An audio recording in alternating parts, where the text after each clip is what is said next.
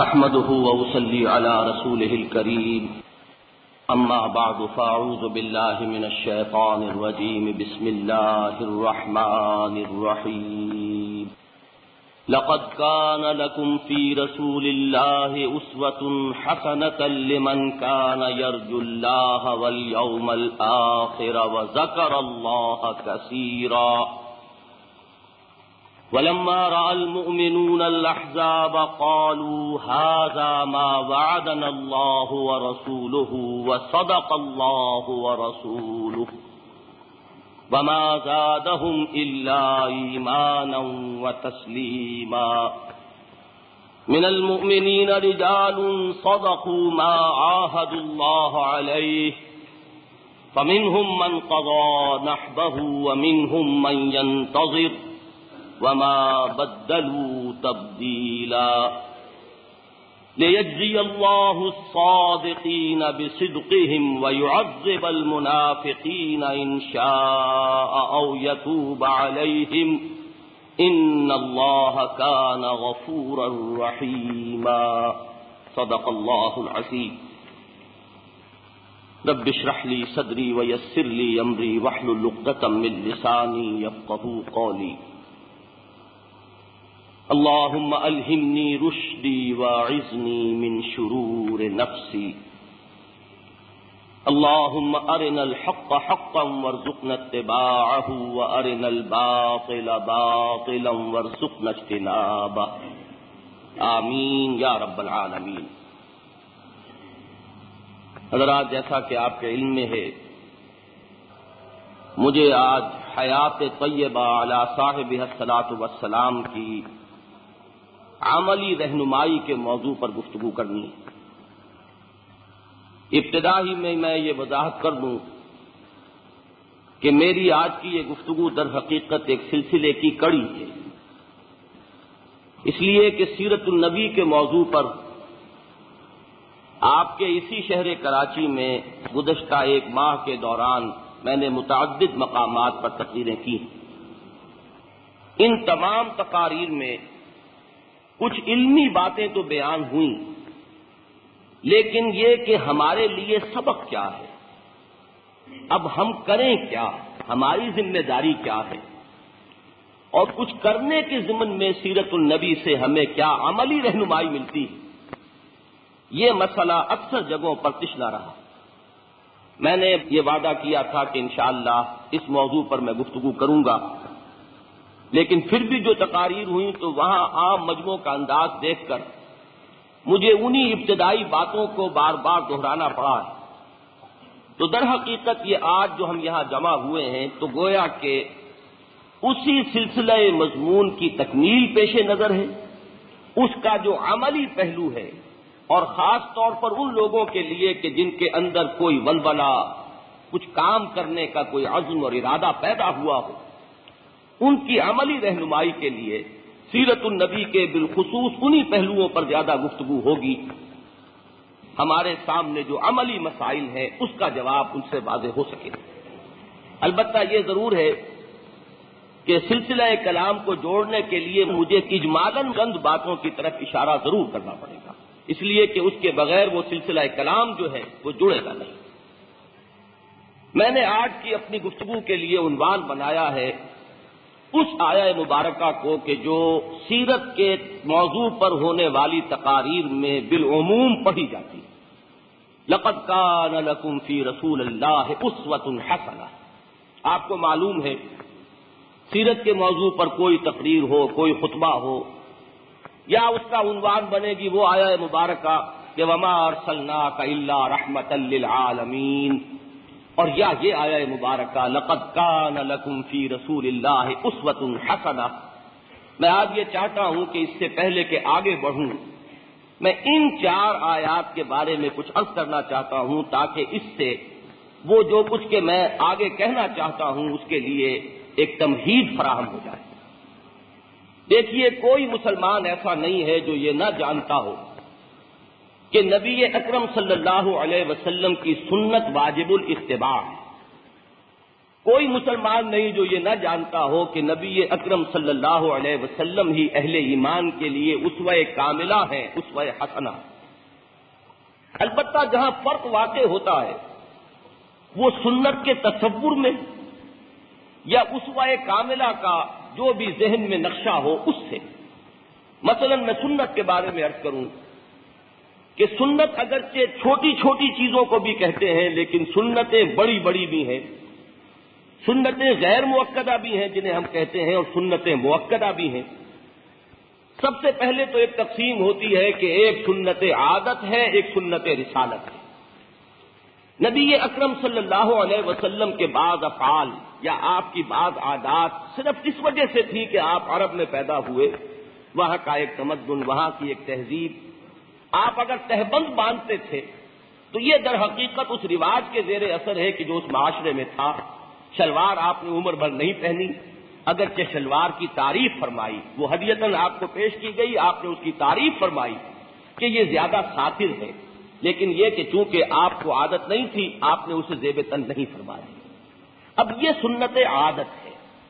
ایک وہ سنت ہے محمد الرسول اللہ صلی اللہ علیہ وسلم کی کہ جس کو گویا کہ دنیا کے سامنے پیش کرنے کے لیے آپ بھیجے گئے۔ وہ سنت کے جو دین میں قرآن مجید کے بعد دوسری بنیاد ہے، اساس ہے ہماری ساری شریعت کی، ہمارے تمام قانونی ڈھانچے کی، وہ سنت رسالت ہے۔ تو ہمارے ہاں یہ بات سمجھ لیجئے کہ اگرچہ یہ بھی ایک اعلیٰ قدر شمار ہوگی کہ کوئی شخص سنت عادت میں بھی حضور کا اتباع کرے، اس کو ایک قدر کی حیثیت سے جانا جائے گا۔ جو جتنا بھی حضور سے قریب تر ہو وہ یقیناً ہماری نگاہوں میں اتنا ہی محبوب تر ہو جائے گا۔ لیکن یہ کہ در حقیقت دین جس سے بحث کرتا ہے وہ سنت عادت نہیں، سنت رسالت ہے۔ اب اس سنت رسالت میں پھر درجہ بندی ہے، غیر مؤکد بھی ہے، مؤکد بھی ہے۔ وہ چیزیں بھی ہیں کہ حضور نے عمل کیا لیکن فرمایا نہیں کہ ایسا کرو، اور وہ بھی ہے کہ آپ نے عمل بھی کیا اور حکم بھی دیا کہ ایسا کرو۔ ظاہر بات ہے کہ اس سے درجہ بندی ہوتی چلی جائے گی۔ اب اس کو ذہن میں رکھیے اور سوچئے، ایک سوال کا جواب خود دیجئے، حضور کی وہ سنت کون سی ہے کہ جس سے زیادہ مؤکد سنت کا تصور ممکن ہے؟ وہ سنت کے جس پر آپ نے آغاز بعثت کے بعد سے، آغاز وحی کے بعد سے لے کر حیات دنیاوی کے آخری دن تک عمل کیا ہے۔ وہ سنت کے جس کے بارے میں کسی اختلاف کی کوئی گنجائش نہیں، وہ سنت کون سی ہے؟ جب تک ہمارا یہ تصور درست نہیں ہوگا اور ہم اصول اور فروع کے درمیان فرق نہیں کر سکیں گے اور بنیادی باتوں اور جزیات کے مابین اگر تمیز کرنا نہیں سیکھیں گے، ریشیو پروپورشن اگر درست نہیں ہوگی، میں یہ کہا کرتا ہوں کہ کسی چیز کا حضور سے ثابت ہو جانا کہ حضور کا یہ عمل ہے، یہ سنت ہو گئی، ثابت ہو گئی، لیکن دیکھنا پڑے گا کہ حضور کے پوری شخصیت میں اس سنت کا کیا مقام تھا، کتنی تاکید تھی، کتنا زور تھا، کتنی اس پر مداومت تھی۔ آپ کے جو معمولات تھے ان کو بحیثیت مجموعی سامنے رکھا جائے تو اس سنت کا کیا مقام جو ہے معین ہوتا ہے حضور کی حیات طیبہ میں۔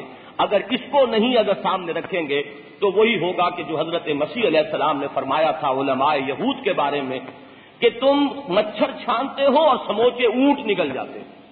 چھوٹی چھوٹی سنتوں پر جھگڑے ہوں گے جیسا کہ ہمارے ہاں ہو رہا ہے، اور بڑی بڑی سنتیں متروک ہو جائیں گی۔ دین کے اصول جو ہے وہ مجروح ہوں گے اور اس پر کسی کو ملال تک نہیں ہوگا، اور چھوٹی چھوٹی چیزوں کے اوپر من دیگرم تو دیگری کے فیصلے ہو جائیں گے۔ یہ مسجد کسی اور کی ہے، وہ مسجد کسی اور کی ہے، میں کوئی اور ہوں، وہ کوئی اور ہے۔ یہ در حقیقت نتیجہ ہے اس کا کہ سنت کا وہ بحیثیت مجموعی ایک نقشہ سامنے نہیں آیا۔ وہ سنت جس کی طرف میں نے اشارہ کیا کہ مؤکد ترین سنت جس پر کہ مداومت کی انتہا ہے، وہ سنت کے جس سے جیسا کہ میں عرض کر چکا ہوں کسی کو کوئی اختلاف ممکن نہیں، وہ سنت دعوت و تبلیغ ہے کہ پورے 23 برس جو چیز آپ نے سب سے زیادہ کی، جس پر آپ کی جسمانی اور ذہنی توانائیاں سب سے زیادہ صرف ہوئیں، جس کے لیے دن کی بھاگ دوڑ بھی تھی اور راتوں کو کھڑے ہو کر پروردگار سے دعائیں بھی مانگی گئی ہیں کہ پروردگار عمرو ابن ہشام اور عمر ابن الخطاب میں سے ایک کو تو ضرور قبول فرما لے۔ یہ جو سنت ہے، سنت دعوت و تبلیغ، یہ نگاہوں سے اوجل ہو چکی ہے، اور وہ چھوٹی چھوٹی سنتوں کی بنیاد پر ہمارے ہاں فرقے واریت ہے، جدا ہو گئے ہیں مسلمان، تفرقہ ہے، من دیگرم تو دیگری کا معاملہ ہو گیا۔ اسی طرح آئیے اسوہ، نمونہ کاملہ، نمونہ حسنہ محمد الرسول اللہ ہے صلی اللہ علیہ وسلم، اس کے بارے میں کوئی شک نہیں، کوئی اختلاف نہیں۔ لیکن یہاں اور طرف بات یہ ہوگی کہ ایک ہے بحیثیت مجموعی نمونہ، ایک ہے جزیات کے اندر بھی حضور کا نمونہ ہونا، یہ بھی مسلم، لیکن یہاں پھر وہی ریشیو، پروپورشن اور نسبت و تناسب کا معاملہ سامنے آئے گا کہ وہ حیات طیبہ کا پہلو کون سا ہے کہ جس کی طرف خاص طور پر ان الفاظ مبارکہ میں اشارہ کیا جا رہا ہے۔ اس کے لیے میں چاہتا ہوں کہ آپ حضرات ذرا سیاق و سباق کو سمجھیے۔ یہ سورہ احزاب ہے، وعلیکم السلام۔ سورہ احزاب کا دوسرا اور تیسرا رکوع غزوہ احزاب پر کچھ تبصرہ ہے، اس کے کچھ حالات ہیں جو بیان ہوئے ہیں، اور یہ آیت جو ہے اس کے عین بیچ میں آئی، دو رکوع ہے اور یہ دوسرے رکوع کی پہلی آیت ہے، بالکل بیچ میں یہ آیت وارد ہوئی، لقد کان لکم فی رسول اللہ اسوۃ حسنہ۔ دیکھیے حضور کی آئلی زندگی بھی ہمارے لیے اسوہ حسنہ ہے، حضور کی زندگی کا ہر پہلو ہمارے لیے اسوہ حسنہ ہے، اس میں کوئی شک نہیں۔ لیکن قرآن کہاں لایا ہے اس کو؟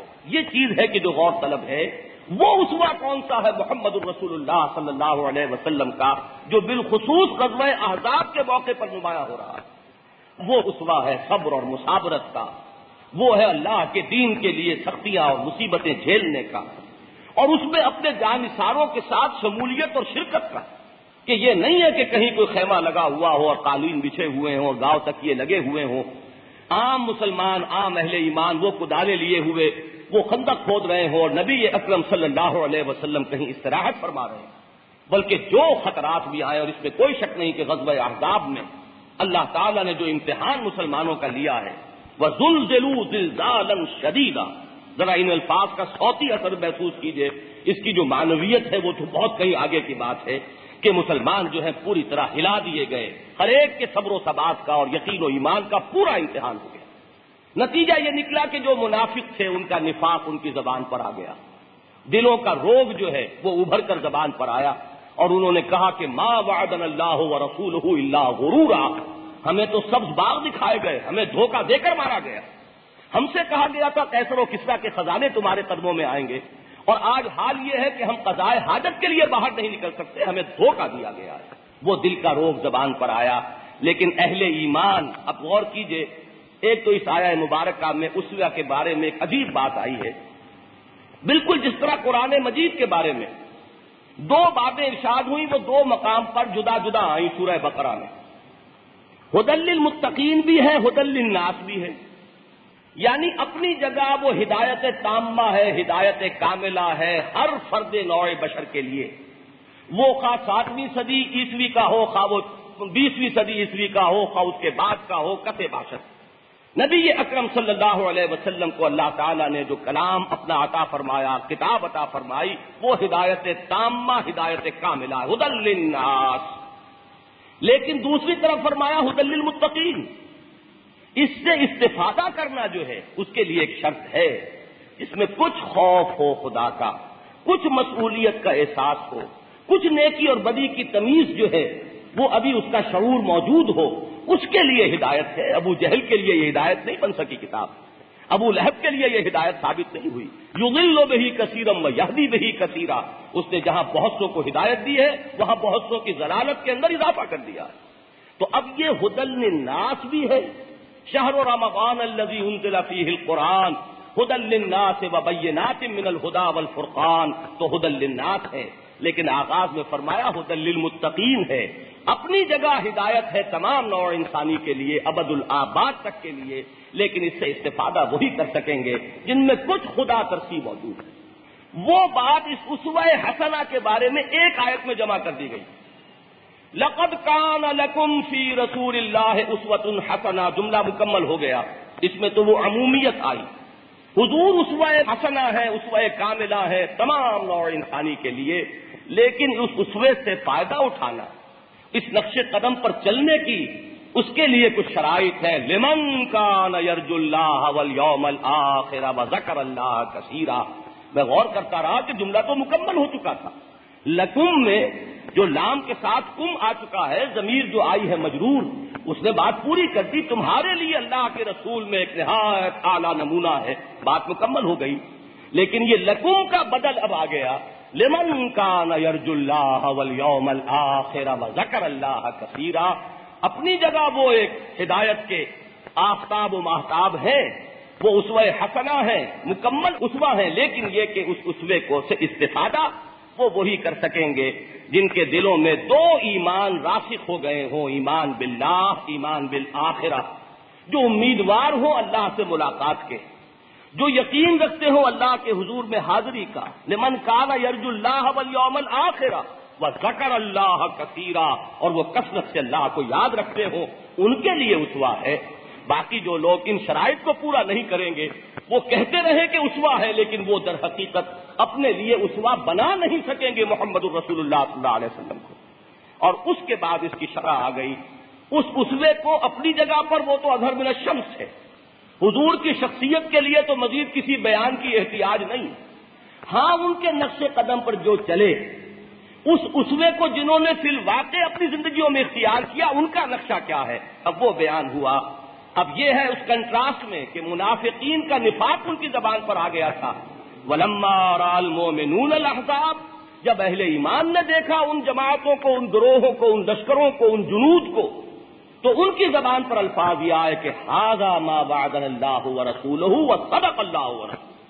یہ ہے جس کا وعدہ کیا تھا اللہ نے اور اس کے رسول نے، اور بالکل سچ فرمایا تھا اللہ نے بھی اور اس کے رسول نے بھی.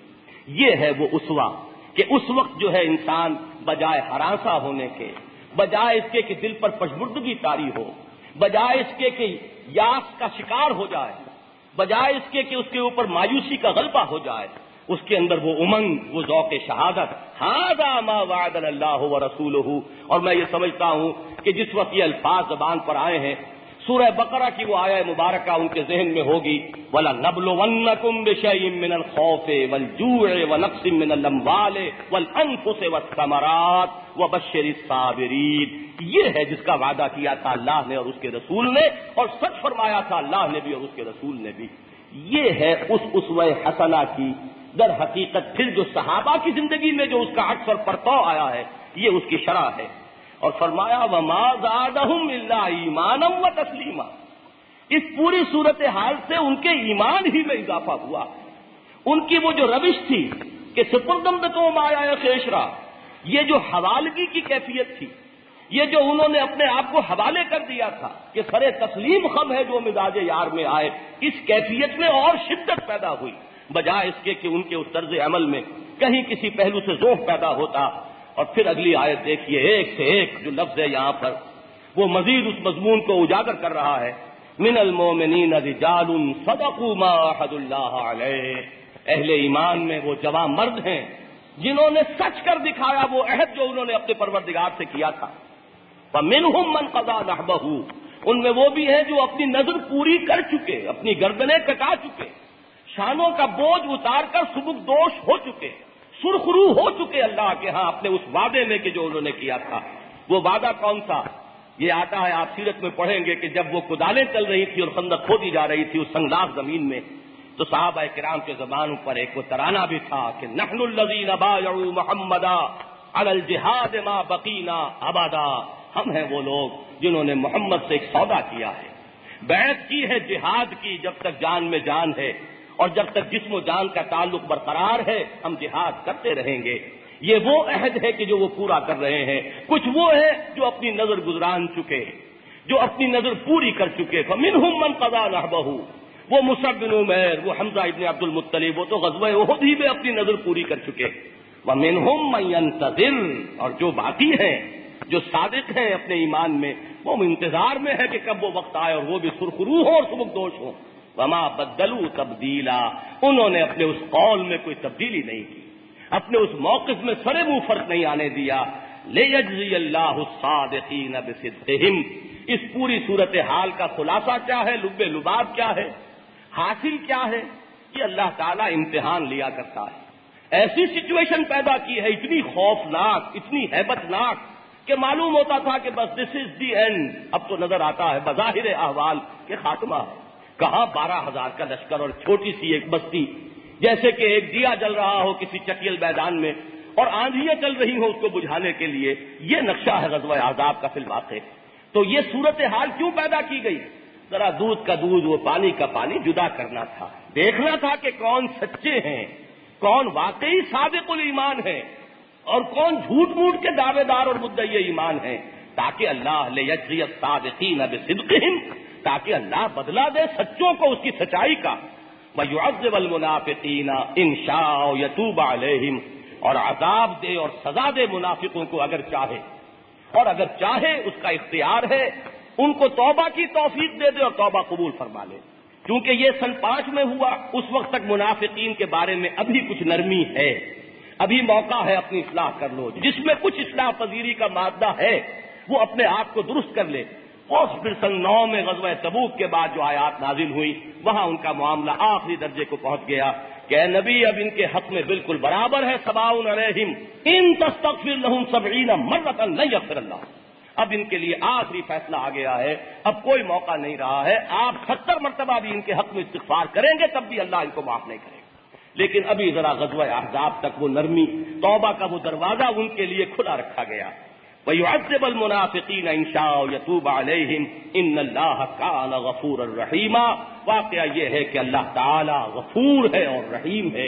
یہ اس کی شان غفاری اور رحیمی کا صدقہ ہے کہ ان منافقین کو ابھی مزید مہلت دی جا رہی ہے، ان کے لیے ابھی در توبہ وا رکھا جا رہا ہے. یہ اس کی غفوری اور رحیمی کا صدقہ ہے. یہ ہیں وہ آیات جن کے حوالے سے میں یہ چاہتا ہوں کہ یہ بات سامنے لائے کہ حضور کا اصل اسوہ کیا ہے. یہ ایک مجموعی طرز عمل کا نام ہے. یقیناً جزیات بھی اہم ہیں، لیکن یہ کہ بہرحال کل جو ہے اس کی اہمیت مسلم ہے. اجزاء کو اگر آپ اس کے کل سے اندازہ کر دیں گے تو واقعہ یہ ہے کہ کانٹیکسٹ کے چینج ہونے سے ہو سکتا ہے کہ جز کا معاملہ جو ہے وہ برعکس ہو جائے، جب تک کہ وہ اپنے اس کل کے ساتھ نہ ہو، اس پورے نقشے میں نہ ہو. مشین کا اگر ایک پرزہ جو ہے آپ نے کہیں سے نکال لیا وہ بے معنی ہو جائے گا. وہ تو پوری مشین کے اندر ہر پرزہ اپنی جگہ پر اہم ہے. ہو سکتا ہے کہ ایک پرزہ جو ہے وہ اس پوری مشین کو جب آپ پرزہ وہ نکال لیں تو وہ بیکار ہو کر رہ جائے، لیکن وہ پرزہ خود بھی اگر اس سے علیحدہ کر لیا جائے تو بیکار ہے. وہ ایک مکمل مشین ہے کہ جس کا وہ ایک پرزہ ہے. تو اسوہ کاملہ اور اسوہ حسنہ کا وہ ایک تصور ذہن میں لائیں. اب میں آپ سے ایک دوسرا سوال کر رہا ہوں. ذرا حضور کی 23 برس کی جو حیات طیبہ ہے آغاز وحی کے بعد سے، اور یہ 23 برس بھی اصل میں قمری سال ہیں. ہمارا جو تصور ہے اس کے اعتبار سے 22 برس بمشکل بنے گے، اس لیے کہ شمسی ہمارا جو ہے کیلنڈر جس کے ہم عادی ہیں انہی کی ٹرمز میں سوچتے ہیں، تو 10 دن ہر سال میں سے کم کیجئے تو پھر وہ 22 برس بنتے ہیں بمشکل. 610 عیسوی میں حضور پر وحی کا آغاز ہوا اور 632 میں آپ کا انتقال، تو 22 برس بنتے ہیں اس عیسوی کیلنڈر سے، شمسی کیلنڈر سے. لیکن اس پورے نقشے کو سامنے لائیے اور جو اجتماعی کام آپ نے کیا ہے. دیکھیے، ایک ہے نبی اکرم صلی اللہ علیہ وسلم کی اپنی شخصیت، آپ کی ذات مبارکہ. واقعہ یہ ہے کہ اس کے بارے میں تو کچھ گفتگو کرتے ہوئے بھی انسان پر لرزہ طاری ہوتا ہے. بحیثیت فرد اور بحیثیت عبد جو تعلق اللہ کے ساتھ آپ کا ہے، اس کے بہت سے پہلو تو ہمارے فہم سے ماورا ہیں، انہیں ہم سمجھ نہیں سکتے. وہاں تو آپ کو وہ الفاظ بھی ملیں گے کہ ایکم مثلی، تم میں سے کون ہے مجھ جیسا. ابھی تو عند ربی، میں تو اپنے رب کے پاس رات بسر کرتا ہوں. وہ یطعمنی ویسقین، وہ مجھے کھلاتا ہے اور پلاتا ہے. آپ 100 میں وصال رکھتے تھے اور صحابہ کرام کو آپ اس سے منع فرماتے تھے. کسی نے بڑی ہمت کی، بڑی جرت سے کام لیا کہ سوال کر لیا کہ حضور آپ ہمیں 100 میں وصال سے روکتے ہیں. 100 میں وصال یہ ہے کہ آج روزہ رکھا اور شام کو افطار نہیں کیا، وہی روزہ رات سے اور پھر اگلے دن تک چل رہا ہے. یہ 2 دن کا 100 میں وصال ہوا، 3 دن کا ہو سکتا ہے، 4 دن کا ہو سکتا ہے. حضور 100 میں وصال رکھتے تھے لیکن صحابہ کو منع کرتے تھے.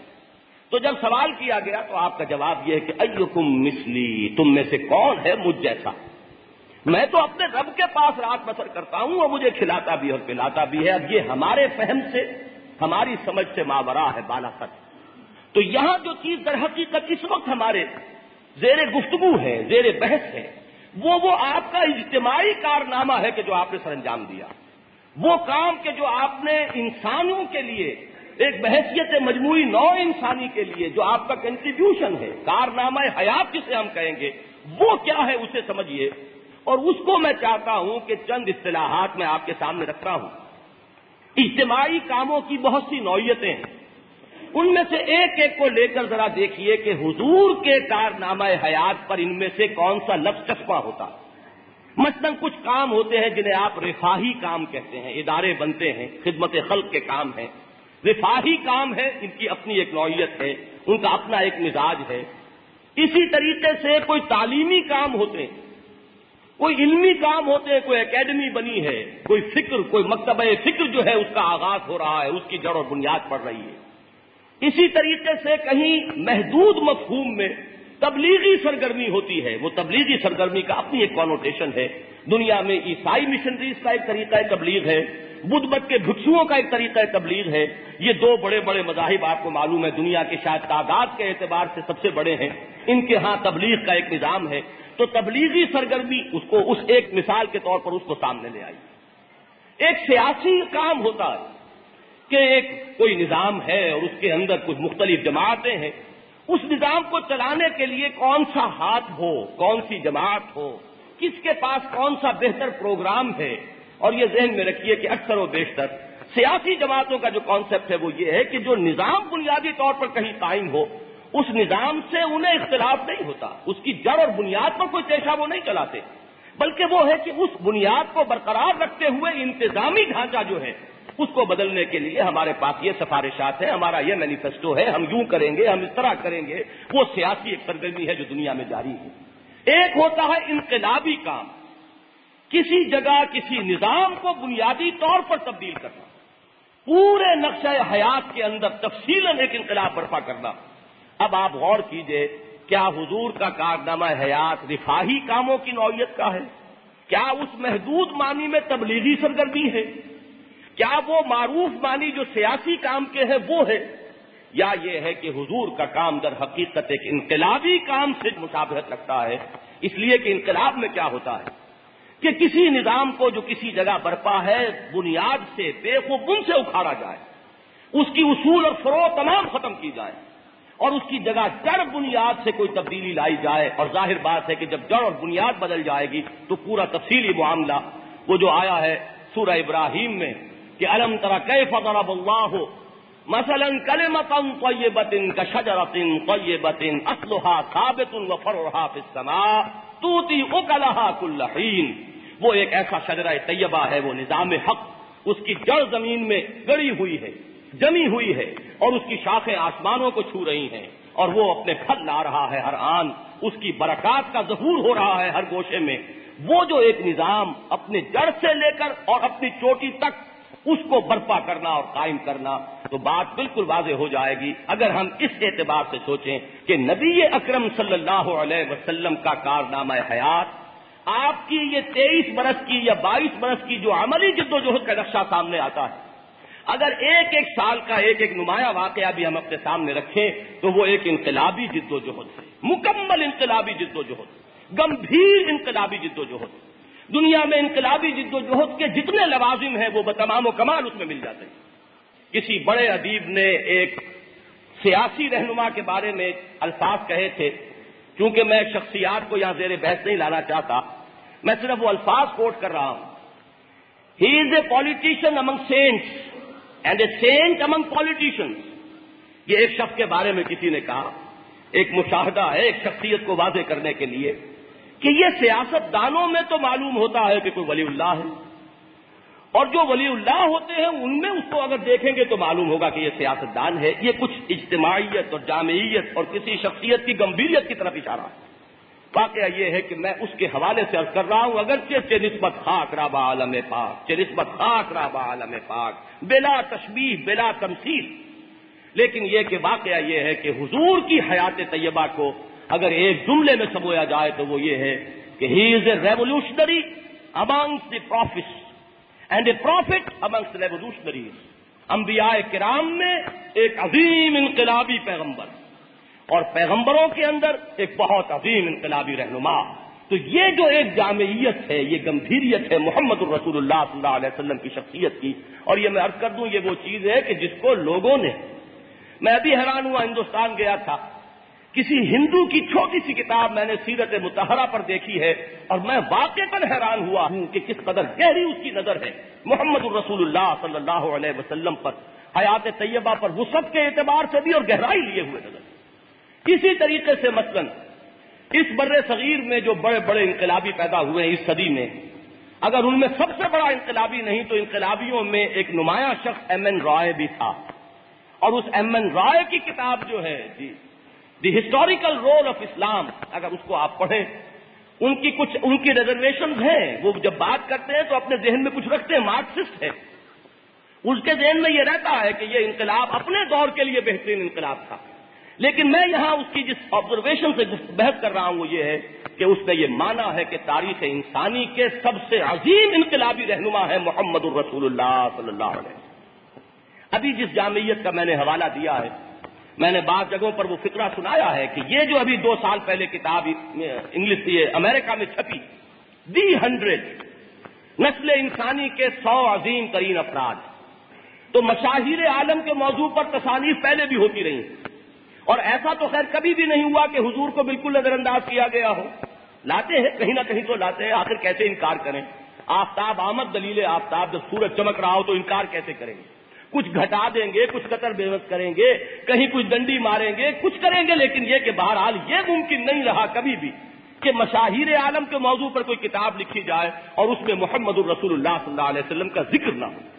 لیکن اب جو حقائق کچھ مزید منکشف ہو رہے ہیں، مختلف اسباب ہیں، کچھ عمرانی ہیں، کچھ سیاسی ہیں، کہ اب کچھ ذرا زیادہ سنجیدگی کے ساتھ اسلام کے بارے میں، حضور کی شخصیت کے بارے میں مغرب مجبور ہو گیا ہے کہ غور کرے. کچھ ذرا اپنی پٹیاں جو ہیں آنکھوں پر بندھی ہوئی تعصب کی، ان میں سے کچھ ذرا اتارے اور دیکھے. تو اس کا ایک بہت بڑا مظہر یہ ہے کہ وہ مسٹر ہارٹ کی وہ تصنیف جو ہے 100 عظیم افراد، اس میں وہ نمبر 1 پر لے کر آیا ہے محمد الرسول اللہ صلی اللہ علیہ وسلم. عیسائی ہے، حضرت مسیح کا بھی بڑا اونچا مقام ہے اس کی نگاہ میں، نمبر 3 پر انہی کو لایا. نمبر 2 پر آپ حیران ہوں گے، نیوٹن کو لایا. اس لیے کہ جدید سائنس، ٹیکنالوجی، اس سب کا جو تعلق ہے وہ آپ کو معلوم ہے، فزکس جو ہے وہ ہے اس وقت کی جو بنیاد بنی ہے اس پوری انسانی ترقی کا. چاند پر انسان پہنچا تو اگر مریخ پر پہنچے گا تو وہ بنیاد تو وہی ہے، اور اس کا بابا آدم جو ہے وہ نیوٹن ہے. لہذا اس نے حضور کے بعد اسے رکھا، اور حضور کے لیے ان کو نمبر 1 پر لانے کے لیے جو دلیل اس نے دی ہے وہ یہ ہے، the only person equally successful in both the religious and the secular field. واحد شخص ہے نسل انسانی کے، نسل آدم کے، کہ جو مذہبی اور سیاسی دونوں میدانوں میں یکساں کامیاب ہے. کہ ان کی کامیابی، جس کو علامہ اقبال نے بڑی خوبصورتی سے ایک جو شعر کے اندر سمو دیا تھا، مصطفیٰ اندر ہرا خلوت گزید، قوم و آئین و حکومت آفرید. صرف ایک مذہب نہیں دیا ہے دنیا کو، صرف اخلاق اور تزکیہ نفس نہیں دے کر گئے ہیں محمد الرسول اللہ صلی اللہ علیہ وسلم، بلکہ قوم و آئین و حکومت آفرید. ایک سلطنت، ایک عظیم مملکت، ایک نیا نظام، وہ نظام کے جو تمام خوبیوں کو اپنے اندر سموئے ہوئے ہیں، جہاں سماجی انصاف ہے، سماجی عدل ہے، جہاں سماجی مساوات ہے، جہاں حریت بھی ہے، لیکن وہ حریت جو ہے وہ مساوات کی کاسٹ پر نہیں ہے، اور مساوات بھی ہے لیکن وہ آزادی کی قیمت پر نہیں ہے، بلکہ ان دونوں کے مابین ایک حسین اعتدال اور توازن ہے. وہ نظام محمد الرسول اللہ صلی اللہ علیہ وسلم قائم کر کے دے کر گئے. تو دنیا میں آپ کو نظر آئیں گے، اگر مذہبی اعتبار سے کوئی اونچا مقام ہے تو یہ دوسرا کھاتا جو ہے وہ خالی نظر آئے گا، اور اگر کوئی فاتح بڑا ہے اور حکمران بڑا ہے تو ادھر کا معاملہ جو ہے اخلاق اور مذہب کا اور تزکیہ نفس کا، یہ معاملہ جو ہے خالی نظر آئے گا. یہ صرف محمد الرسول اللہ ہے صلی اللہ علیہ وسلم کہ جن کی حیات طیبہ میں یہ دونوں چیزیں یکساں، دونوں کلائمیکس پر ہیں اور دونوں در حقیقت متوازن بھی ہیں. یہ ہے محمد الرسول اللہ صلی اللہ علیہ وسلم کا میرے نزدیک سیرت مطہرہ کا سب سے بڑا اعجاز. میں ذرا چند باتیں چاہوں گا کہ عرض کر دوں کہ یہ بات ذہن میں رکھیے کہ جتنے بھی انقلابات دنیا کے آئے ہیں، اس میں کوئی شک نہیں ہے کہ 2 اعتبارات سے حضور کا انقلاب ممیز، کوئی انقلاب قریب بھی نہیں آتا.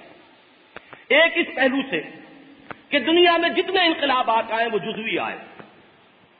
اگر فرینچ ریولوشن کو سامنے رکھیں گے تو اس سے صرف سیاسی جو نظام حکومت کا ڈھانچہ ہے وہ بدلا، عقائد نہیں بدلے، اخلاق نہیں بدلے، مذہب نہیں بدلا، وہی عیسائیت پہلے تھی وہ عیسائیت بعد میں۔ اگر آپ بولشوک ریولوشن کو لیں گے تو معیشت کا تفصیلی ڈھانچہ بدلا، ذرائع پیداوار کو ایک مرکزی نظم میں لے آئیے بجائے انفرادی ملکیت کے، اور کوشش کیجئے حصہ رسدی لوگوں کو پہنچ جائے۔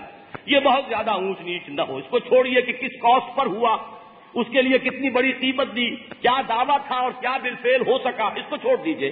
میں صرف اس وقت گفتگو کر رہا ہوں اس سے کہ جزوی انقلاب ہے، اور ادھر حضور کے انقلاب کو دیکھیے، وہاں یہ دیکھنا پڑتا ہے کہ کیا چیز نہیں بدلی، وہاں عقائد بدل گئے، نظریات بدل گئے، اخلاق بدل گئے، نشست و برخاست کے انداز بدل گئے، شب و روز کے نقشے بدل گئے، انفرادیت بدل گئی، اجتماعیت بدل گئی۔ وہ قوم کے جس میں پڑھے لکھے لوگ گنے جا سکتے تھے انگلیوں پر، وہ دنیا کی معلم بن گئی، علوم کی موجد بن گئی۔ سارا جو بھی علمی اثاثہ تھا یونان کا، اس کو زندہ کرنے والے وہی امی عرب، ان پڑھ قوم، اور دوسرے قومن لدہ، بڑی جھگڑالو قوم، ان میں سے ہر ایک جو ہے فرعون بے ساما ہے، کوئی کسی کی بات سننے والا نہیں۔ اور وہ انقلاب برپا کیا محمد الرسول اللہ نے کہ وہ اگر عبادت بھی کر رہے ہیں، دنیا میں یہ مسلم چیز تھی کہ عبادت تو خالص انفرادی معاملہ ہے، لیکن وہ عبادت کو بھی ایک اس نظم کے ساتھ ہے کہ ایک امام کے پیچھے ایک صف میں کھڑے ہو کر معلوم ہوتا ہے جیسے کوشن دیا جا رہا ہو اور اس کے مطابق حرکت ہو رہی ہو۔ وہ تنظیم محمد الرسول اللہ صلی اللہ علیہ وسلم نے پیدا فرما دی، اس کا نام ہے انقلاب۔ زندگی کا کوئی گوشہ ہے ہی نہیں کہ جو تبدیل ہونے سے رہ گیا۔ اور دوسرا پہلو یہ ہے کہ دنیا میں ہر جگہ آپ یہ دیکھیں گے کہ انقلابی فکر دینے والے کوئی اور ہیں، انقلاب عملاً برپا کرنے والے کوئی اور ہیں۔ وہی بات جو اس سے پہلے میں کہہ چکا ہوں، یکرخی شخصیتیں ہوتی ہیں، اگر ذہن ہے، فکر ہے، سوچ ہے تو قواعد عملیہ اتنے چاق و چوبند نہیں ہیں، اور اگر کوئی شخص فعال ہے تو اس کا ذہنی اور فکری لیول اتنا نہیں ہے، لہذا تقسیم رہے گی، فکر کوئی دے گا اور اس کی عملی رہنمائی کوئی اور کرے گا۔ فکر دینے والے والنٹیئر اور روسو جیسے بیسیوں مصنفین، اور انقلاب برپا ہوا اوباش لوگوں کے ہاتھوں جن کا اس انقلاب کی رہنمائی میں کوئی حصہ نہیں، وہ جو مفکرین تھے۔ اسی طریقے سے فکر دینے والا مارکس، فکر اس نے دیا ہے، اس میں کوئی شک نہیں، نیز پیغمبر و لیکن در بغل دارت کتاب، وہ کتاب دی ہے اس نے، لیکن کیا کسی ایک گاؤں میں بھی وہ خود انقلاب برپا کر سکا؟ بالکل دور تیسرے چوتھے کہیں جا کر ملک میں، روس میں لینن کی فعال شخصیت کے ہاتھ میں وہ انقلابی فکر آتا ہے اور وہ اس کے ذریعے سے انقلاب برپا کر دیتا ہے، تو گویا کہ فکر دینے والے کوئی اور، دعوت کا آغاز کرنے والے کوئی اور، انقلاب کو عملاً تکمیل کے مرحلے تک پہنچانے والے کوئی اور۔ اب آئیے ادھر محمد الرسول اللہ صلی اللہ علیہ وسلم کل 22 برس دعوت بھی دے رہے ہیں، تبلیغ بھی ہو رہی ہے، فرد واحد سے آغاز ہو رہا ہے، اپنے گھر سے اس تبلیغ اور دعوت کا آغاز ہوا ہے۔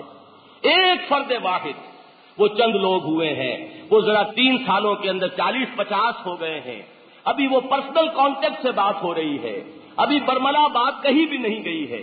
پھر حکم آتا ہے فاصدع بما تؤمر، اور کوہ صفا پر کھڑے ہو کر پہلا جو ہے عمومی ایک خطاب کیا جاتا ہے، اور وہاں یہ نتیجہ یہ نکل رہا ہے کہ سگا چچا مجمع میں سے کہہ رہا ہے کہ تبا لکا لہذا جمعتنا، کیا اس کام کے لیے ہمیں جمع کیا تھا؟ ہلاک ہو جاؤ، برباد ہو جاؤ، تمہارے ہاتھ ٹوٹ جائیں، نقل کفر نباشت۔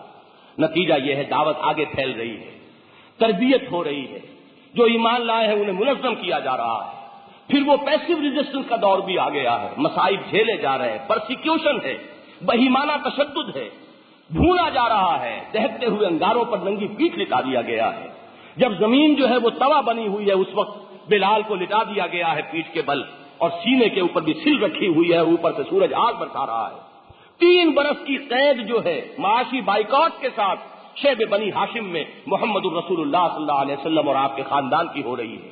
وہاں سے نکلے ہیں تو یوم طائف کا اس سے زیادہ سخت دن کوئی حضور کی حیات طیبہ میں آیا ہی نہیں ہوگا۔ یہ سارے مراحل جو ہیں یہ ہو رہے ہیں، پھر ہجرت بھی ہو گئی ہے، پھر عام کانفلکٹ بھی ہے، ہاتھ کھل بھی گئے ہیں، بندھے ہوئے ہاتھ۔ پہلے فرما دیا گیا تھا کفو ایدیکم، ہاتھ بندے رکھو، مارے کھاؤ، اور اس کے بعد وقت آیا کہ اوذن للذین یقاتلون بانہم ظلموا وان اللہ علی نصرہم لقدیر۔ آج جن کے ہاتھ بندھے ہوئے تھے ان کے ہاتھ کھل گئے، انہیں اب اجازت ہو گئی ہے وہ اینٹ کا جواب پتھر سے دیں، اور پھر وہ دور آیا ہے، غزوہ بدر ہے، غزوہ احد ہے، خندق ہے، پھر صلح حدیبیہ ہے، پھر اسی میں فتح مکہ ہو رہی ہے. کل کتنا وقت؟ کل 22 برس. اور وہی فرد واحد ہے جو ہر مرحلے پر قیادت کہہ لیجئے، سیادت کہہ لیجئے، رہنمائی کہہ لیجئے، قدم قدم پر وہی ہے. میدان جنگ میں سپہ سالار ہے تو وہی ہے، اور اگر کہیں صلح کی بات چیت ہو رہی ہے تو نیگوشیٹر وہی ہے صلی اللہ علیہ وسلم. فتح کی کیفیت بھی دیکھی ہے، فاتح کی حیثیت سے مکے میں داخل ہوئے ہیں، اور پھر وہ وقت بھی دیکھا ہے کہ حنین میں صرف چند جانثاروں کے ساتھ رہ گئے ہیں، اور اس وقت خود اترے ہیں سواری سے اور ہاتھ میں علم لیا ہے اور رج پڑا ہے زندگی میں پہلی مرتبہ، انا النبی لا کذب انا ابن عبد المطلب. اور یہ سارا معاملہ جو ہے، جو اہم ترین بات ہے سمجھنے کی، وہ یہ ہے کہ یہ تمام معاملات خالص ہیومن لیول پر ہوئے، خالص انسانی سطح پر یہ جد و جہد ہوئی. اس راہ میں جو سب پہ گزرتی ہے سو گزری، تنہا پس زندہ کرے رسوا سر بازار. وہ آپ تصور کیجئے جو یوم طائف کو ہوا، اور وہ تصور کیجئے جو شیب بنی ہاشم میں ہوا. تو اس راہ میں جو سب پہ گزرتی ہے سو گزری. واقعہ یہ ہے، یہ بات اگر ذرا سا بھی ہم سوچیں تو ایک دفعہ جھجری آتی ہے کہ ہم مانتے ہیں کہ آپ محبوب رب العالمین ہیں صلی اللہ علیہ وسلم، کون شک کرے گا؟ ہم مانتے ہیں کہ اللہ علی کل شیء قدیر ہے، کون شک کرے گا؟ اور اللہ چاہتا تو اپنے محبوب کے پاؤں میں ایک کانٹا تک چبھنے نہ دیتا اور انقلاب بھی آ جاتا، لیکن بالفعل ایسا نہیں ہوا. کیوں نہیں ہوا اس کو سمجھیے کہ حجت قائم نہ ہوتی مجھ پر اور آپ پر. یہ انقلاب صرف عرب تک تو لانا مقصود نہیں تھا، اس کو تو آگے بڑھنا تھا. خالص انسانی سطح پر اس جد و جہد کو ابھی آگے بڑھانا تھا. پورے کرۂ ارضی تک اس انقلاب کی توسیع مقصود تھی، اس لیے کہ آپ صرف عرب کے لیے رسول ہو کر نہیں آئے تھے، آپ صرف عرب میں اللہ کے دین کا جھنڈا لہرانے نہیں آئے تھے، بلکہ جیسا کہ شاہ ولی اللہ دہلوی رحمۃ اللہ علیہ نے ازالۃ الخفا میں وضاحت کی ہے کہ یہ جو آیہ مبارکہ ہے هو الذی ارسل رسولہ بالہدی ودین الحق لیظہرہ علی الدین کلہ، یہ بتمام و کمال اپنی پوری شان کے ساتھ اس وقت ظاہر ہوگی جب پورے کرۂ ارضی پر اللہ کے دین کا جھنڈا اسی طرح لہرانے لگے جیسے کہ حضور صلی اللہ علیہ وسلم نے اپنی حیات طیبہ میں جزیرہ نماء عرب پر لہرا دیا. تو انقلاب تو ابھی آگے بڑھنا ہے، اور اس کو انسانوں نے خالص انسانی سطح پر اس کے لیے جد و جہد کرنی ہے. ان کے لیے اسوہ کیسے بنے گی محمد کی زندگی صلی اللہ علیہ وسلم اگر محمد کو کوئی کانٹا بھی نہ چبھتا، اگر کوئی تکلیف آپ کو نہ آتی. یہاں تو نقشہ یہ ہے کہ آپ 29ویں پارے کی صورتیں پڑھیے، شاید ہی کوئی صورت ہو جہاں حضور کو ایک واحد کے سیغے سے خطاب کر کے صبر کا حکم نہ دیا گیا. سورہ مزمل ہے تو وَاصْبِرْ عَلَىٰ مَا يَقُولُونَ وَاهْجُرْهُمْ هَجْرًا جَمِيلًا. سورہ مدثر ہے وَلِرَبِّكَ فَاصْبِرْ. سورہ نون کی طرف آئیے تو وَاصْبِرْ لِحُکْمِ رَبِّكَ وَلَا تَكُنْ كَصَاحِبِ الْحُوتِ. اللہ کے حکم کا انتظار کیجئے، اس مچھلی والے کے مانند نہ ہو جائیے گا. کہیں فرمایا تھا وَاصْبِرْ كَمَا صَبَرَ أُولُو الْعَزْمِ مِنَ الرُّسُلِ وَاصْبِرْ وَمَا صَبْرُكَ إِلَّا بِاللَّهِ. یہ جو صبر کی تلقین ہو رہی ہے اسی کو حضور آگے منتقل کر رہے ہیں. جب وہ آل یاسر پر ستم کے پہاڑ توڑے جا رہے تھے اور ابو جہل جب ستا رہا تھا اور جبکہ وہ جان کے درپے ہو گیا تھا، ایک طرف حضرت سمیہ ہیں اور دوسری طرف یاسر ہیں رضی اللہ تعالی عنہما، اس وقت حضور سامنے سے گزرتے تھے اور وہی پیغام ربانی جو حضور تک پہنچ رہا تھا وہ آگے کنوے کرتے تھے. اصبروا یا آل یاسر فإن موعدکم الجنہ. اے یاسر کے گھرانے والو صبر کرو، اس لیے کہ تمہارا ٹھکانہ جنت ہے. یہ ہے صبر. حضور نے صبر کر کے دکھایا، جھیل کر دکھایا، اپنے دندان مبارک شہید کروائے ہیں اس راستے میں، تاکہ کسی مسلمان کو کوئی یہ نہ رہے کہ یہ جد و جہد ہم کیسے کریں. حضور کا تو معاملہ خاص تھا، حضور کو تو کوئی تکلیف نہیں آئی، حضور نے تو پیاس نہیں دیکھی، حضور نے تو بھوک نہیں جھیلی. غزوہ خندق میں جب ایک صحابی نے کرتا اٹھا کر دکھایا کہ حضور دیکھیے پتھر باندھا ہوا پیٹ پر، تو حضور اپنا کرتا مبارک اٹھا کر دکھاتے ہیں وہاں 2 پتھر بندھے ہوئے. بھوک کا ذوق جو ہے وہ محمد الرسول اللہ صلی اللہ علیہ وسلم پر بھی طاری ہو رہا ہے. اور اگر تلوار کسی اور کے اگر چہرے پہ پڑتی اور اس سے خون کا فوارہ نکلتا تو وہ خون کا فوارہ محمد الرسول اللہ کے چہرہ مبارک سے بھی نکلا ہے. اور آپ کا جو پورا چہرہ مبارک ہے وہ خون سے رنگا گیا ہے، دندان مبارک شہید ہوئے ہیں. خود کی کڑیاں جو ہے آپ کی پیشانی کی ہڈی میں ایسی گھس گئی ہے کہ بمشکل نکالی جا سکی. یہ سارے مراحل آئے ہیں، یہ ساری سختیاں جھیلی تاکہ یہ حجت رہے کہ یہ کام جو ابھی آگے ہونا ہے ایک بات اس میں ضرور ذہن میں رکھیے کہ اللہ تعالیٰ کی نصرت یہ آئی ہے، اس کا کون انکار کرے گا، لیکن اس نصرت کی کچھ شرط ہے۔ ان تنصروا اللہ ینصرکم، اگر تم اللہ کی مدد کرو گے تو اللہ تمہاری مدد کرے گا۔ اس کی شرط لازم یہ ہے کہ جو کچھ تم کر سکتے ہو کر گزرو، جو کچھ تمہارے پاس ہے برابر ہر کے اندر سینہ داری، سرود نغمہ راہ فغانے جو ہے لاؤ میدان میں ڈالو، اور پھر اللہ سے نصرت کے طالب ہو، اللہ کی مدد آئے گی۔ اس نصرت کا دروازہ اب بھی بند نہیں ہے۔ چمن کے مالی اگر بنا لے موافق اپنا شعار، اب بھی چمن میں آ سکتی ہے پلٹ کر چمن سے روٹی بہار۔ اب بھی اللہ تعالیٰ اب بھی علی کل شیء قدیر ہے، اللہ اب بھی اہل ایمان کا پشت پناہ ہے۔ اللہ ولی الذین آمنوا یخرجہم من الظلمات الی النور، وہ حکم جو ہے اب بھی ملائکہ کو دیا جا سکتا ہے کہ فثبتوا الذین آمنوا، ان کے قدموں کو جما دو، ان کے دلوں کے اندر ثبات پیدا کر دو۔ وہ سنت اللہ تبدیل نہیں ہوئی، لیکن وہ نصرت آئی ہے کب؟ جبکہ اس نصرت کا حقدار ثابت کر دیا گیا اپنے آپ کو۔ وہ جو فرمایا گیا سورہ بقرہ میں کہ ام حسبتم ان تدخلوا الجنہ ولما یاتکم مثل الذین خلوا من قبلکم مستهم البأساء والضراء وزلزلوا حتى يقول الرسول والذین آمنوا معه متى نصر اللہ الا ان نصر اللہ قریب۔ وہی نصر اللہ قریب جو ہے آپ اس سورہ مبارکہ کے اندر جو ابھی تلاوت کی گئی تھی اس میں آپ بشر المومنین، غزوہ احزاب میں جب مسلمانوں کو جب انہوں نے ثابت کر دیا کہ ہم اپنی گردنیں کٹانے کے لیے تیار ہیں، اس وقت اس نصرت کی بشارت دے دی گئی کہ وہ بشر المومنین نصر من اللہ و فتح قریب۔ ذرا تصور کیجئے غزوہ بدر کا، اگلے روز جنگ ہونی ہے اور رات جو ہے حضور کی کس عالم میں بیت رہی ہے اور کس بے چینی کا عالم ہے۔ سجدہ کیا ہے حضور نے، طویل ترین سجدہ، وہ جو گھاس پھوس کی جھونپڑی بنا دی گئی تھی دونوں لشکروں کے درمیان جو خالی جگہ تھی وہاں، اور اس رات پہرے پر کون تھا؟ حضرت علی کے الفاظ ہیں یہ کہ اشجعنا، ہم میں سب سے زیادہ شجاع ابو بکر تھے رضی اللہ تعالی عنہ، اس لیے کہ اس روز پہرے دار جو تھے محمد کے وہ ابو بکر تھے رضی اللہ تعالی عنہ۔ وہ کھڑے ہوئے حضور سجدے میں اور دعا میں انتہائی ایک کیفیت جو ہے مانگنے کا معاملہ جو ہے وہ کچھ ایک اعتبار سے تو یوں بھی کہیے کہ وہ حدوں سے تجاوز کر رہا ہے۔ یہ الفاظ بھی آ گئے ہیں زبان پر جس میں کہیں نیاز سے زیادہ ناز کا انداز ہے کہ اے اللہ اگر کل یہ لوگ شہید ہو گئے تو پھر قیامت تک تیرا نام لینے والا اور کوئی نہیں ہوگا۔ کیوں؟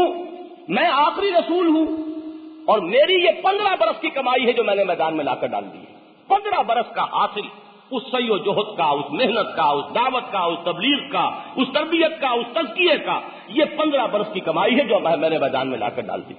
اس وقت جب وہ آیت زبان پر آئی ہے سَيُهْزَمُ الْجَمْعُ وَيُوَلُّونَ الدُّبُرَ، یہ الفاظ آپ کی زبان پر آئے ہیں اور آپ نے پھر سر اٹھایا ہے اور اس وقت چہرے پر مسکراہٹ آئی ہے، اللہ کی طرف سے نوید فتح مل گئی۔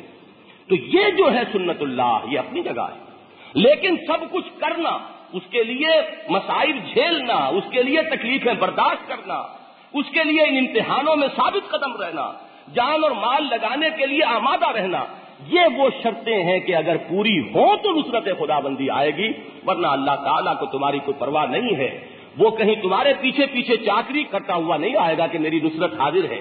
وہ نصرت جو ہے وہ اس وقت آئے گی جبکہ اس نصرت کا حقدار اپنے آپ کو ثابت کر دیا جائے۔ تو یہ میں نے پہلو ذرا زیادہ چاہا وضاحت کر دوں کہ یہ جو معاملہ ہے نگاہوں سے اوجھل، ہمارے ہاں سیرت کی تقریروں کا جو انداز ہے وہ ایک شے 100% درست ہے، میں اسے غلط نہیں کہتا، نعوذ باللہ، کہ تمام انبیاء کے کمالات حضور کی ذات مبارک میں جمع، کوئی شک نہیں۔ حسن یوسف دم عیسیٰ ید بیضا داری، آنچ خوبہ ہما دارن تو تنہا داری، صحیح ہے، لیکن اسی کا ایک دوسرا رخ بھی ہے۔ حضور خود فرماتے ہیں کہ تمام انبیاء اور رسول کو جتنی مصیبتیں جھیلنی پڑی ہیں میں نے تنہا وہ سب جھیلی۔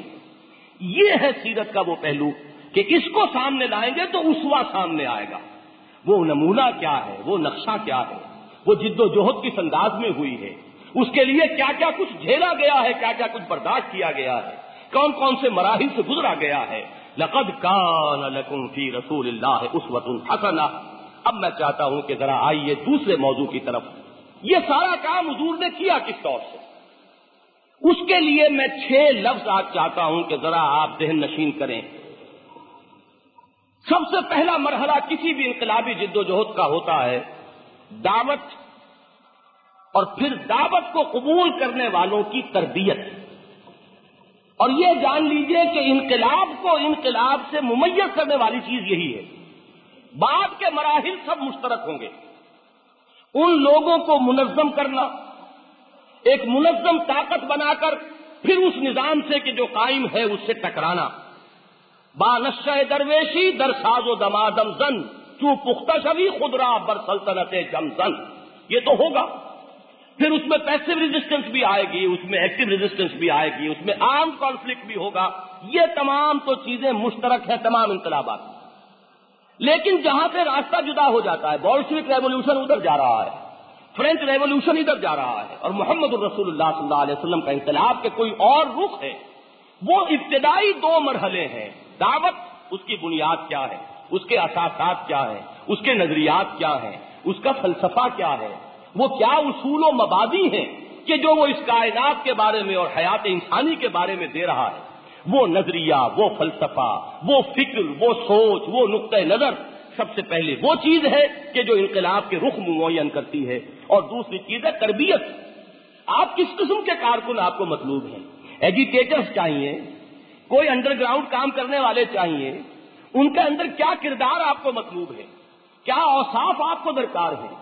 صرف بھاگ دوڑ کرنا ہی مطلوب ہے یا کوئی خدا کا خوف مطلوب ہے؟ صرف یہ دن بھر کی کوششیں ہی مطلوب ہیں یا رات کو کھڑے ہو کر پروردگار کے حضور میں والذین یبیتون لربہم سجدا وقیاما، یہ کیفیت بھی مطلوب ہے. انقلاب کو انقلاب سے جدا کرنے والی چیزیں یہ 2 ہیں. فکر کیا ہے اور تربیت کیا ہے. اس کے بعد کے 2 مرحلے اور پھر کے 2 مرحلے یہ مشترک ہوں گے. اس کے لیے ذرا الفاظ ذہن میں جما لیجئے. پہلی 2 اصطلاحات دعوت اور تربیت، دوسری تنظیم اور ہجرت، اور تیسری جہاد اور قتال. یہ 6 الفاظ ذرا ذہن نشین کر لیں. اور یہ 3 مرحلے ہیں در حقیقت. 2 چیزیں اس کے جو ہیں 2 الفاظ، دعوت اور تربیت، تنظیم اور ہجرت، جہاد اور قتال. 6 الفاظ. اس میں عرض کرنا چاہتا ہوں کہ پہلے 2 مرحلے ہیں جو سب سے زیادہ اہم. اور بدقسمتی سے ہمارا جو سیرت کا مطالعہ ہے، سیرت کا بیان ہے، سیرت پر گفتگو ہے، اول تو یہ کہ گفتگویں ہوتی ہیں ان کو تو چھوڑیے کہ گفتگو ہو رہی ہے تو حضور کے زلفوں کی ہو رہی ہے، گفتگو ہو رہی ہے تو حضور کا سایہ تھا یا نہیں تھا اس پر ہو رہی ہے. وہ چیزیں کہ جن کا حقائق زندگی سے کوئی تعلق ہی نہیں. جب تک نہ زندگی کے حقائق پہ ہو نظر، تیرا زجاج ہو نہ سکے گا حریف سنگ. وہ تو ایک ما فوق الفطرت شخصیت جو ہے اس کا حیولہ آپ کی نگاہوں کے سامنے لے آیا جائے گا. اور یہ جان لیجئے کہ یہ کہیں مغالطے میں نہیں ہے. دیوانہ بکار خیش ہوشیار، یہ سب کچھ جان بوجھ کر ہوا ہے. یہ اس لیے ہوا کہ ما فوق الفطرت شخصیت ہوگی تو اتباع کا سوال ہی نہیں. اتباع سے بچتا ہے انسان. وہ جو علامہ اقبال نے کہا کہ یہ تقدیر کا فلسفہ کیوں لوگوں کے ذہن میں بیٹھ گیا، سوچو تو صحیح. پتہ نہیں نام کیا ہے اس کا، خدا فریبی کہ خود فریبی. عمل سے فارغ ہوا مسلمان بنا کے تقدیر کا بہانہ. یہ جو بہانہ تقدیر کا ہے اس سے در حقیقت انسان ایگزونریٹ کر رہا ہے اپنے آپ کو. وہ اپنے آپ کو آزاد کر رہا ہے، بری کر رہا ہے. عمل کی ضرورت ہی نہیں ہے. وہ تقدیر جو ہے وہ عمل کی کھکھیڑ جو ہے اس سے انسان کو بچا رہی ہے. اب آپ نے سمجھا دیوانہ بکار خیش ہوشیار. یہ جو ہمارے ہاں جو مذہب عوام ہے، بلیک مارکیٹنگ کرو، چاہے تم سمگلنگ کرو، سودی کاروبار کرو، لیکن فلاں مزار پر جا کر چادر چڑھاؤ یا جمعرات کو جا کر 2 دیگیں چڑھا دو، سب معاملہ پاک اور صاف ہو جائے گا. تو آپ کا کیا خیال ہے کہ یہ یوں ہی لوگوں کے ذہن میں باتیں آ گئی؟ یہ وہی سودے بازی ہے، یہ وہی در حقیقت دیوانہ بکار خیش ہوشیار ہے کہ ہم نے دین کا یہ معاملہ اپنے سامنے اس لیے رکھا کہ اس سے زیادہ آسان راستہ اور کوئی نہیں. سب کچھ کرو، پوری حرام خوریاں کرو، اور اس میں سے ذرا سا کچھ نکال کر کہیں چڑھاؤ اور سارا معاملہ جو ہے وہ پاک ہو جائے گا. یہی معاملہ ہے سیرت کا، جو یہ ما فوق البشر اور ما فوق الفطرت نقشہ جو کھینچا گیا ہے اور بالکل ایک آرٹیکل آف ورشپ بنا دیا گیا ہے. اس لیے کہ ما فوق الفطرت ہستی کی حمد کی جا سکتی ہے، ثنا کی جا سکتی ہے، ان سے اس کو پوجا جا سکتا ہے، اس کی پرستش کی جا سکتی ہے، اس کا اتباع نہیں ہو سکتا. اس اتباع سے، اس اسوہ حسنہ کی پابندی سے بچانے کے لیے یہ سارا نقشہ ہے. تو بہرحال ان کو تو چھوڑ دیجئے، اس لیے کہ وہ تو میری اس وقت کی گفتگو میں مخاطب نہیں، ان سے بحث نہیں. لیکن اس کے بعد بھی معاملہ اصل میں یہ ہے، اچھے بھلے سمجھدار لوگ، اچھے بھلے پڑھے لکھے لوگ، وہ بھی جب سیرت کے بیان میں آئیں گے تو اس کا جو انداز بیان ہوگا اس میں یہ چیز نہیں جھلکے گی کہ یہ انسانی سطح پر جد و جہد ہوئی ہے، یہ قدم بقدم چل کر سارا معاملہ ہوا ہے۔ اس کے لیے ایک ایک قدم جو ہے وہی اٹھایا گیا ہے جو دنیا میں اٹھایا جاتا ہے، اور یہی محمد کا سب سے بڑا معجزہ ہے صلی اللہ علیہ وسلم کہ انہوں نے خالص ہیومن لیول پر ایک سٹرگل کی ہے اور عظیم ترین انقلاب جو ہے وہ دنیا کا برپا کر دیا۔ لیکن یہ کہ یہ پہلو ہے کہ جس سے اتباع سامنے آتا ہے۔ تو بہرحال جو چیز ممیز کرتی ہے انقلاب کو انقلاب سے، ہماری نگاہوں کے سامنے جو میں عرض کر رہا تھا، ذہن سے بات نکل گئی تھی، ادھر ذہن متوجہ ہو گیا ہے کہ سیرت میں اچھے بھلے پڑھے لکھے لوگوں کا بھی انداز یہ ہے کہ وہ جو مدنی دور ہے وہ تو سامنے ہے، بدر اور احد کے حالات تو بہت سے لوگوں کے علم میں ہیں، لیکن یہ مکی دور میں 13 برس کیا ہوتا رہا، اس کو ذرا آدمی جلدی سے سکپ اوور کر جاتا ہے۔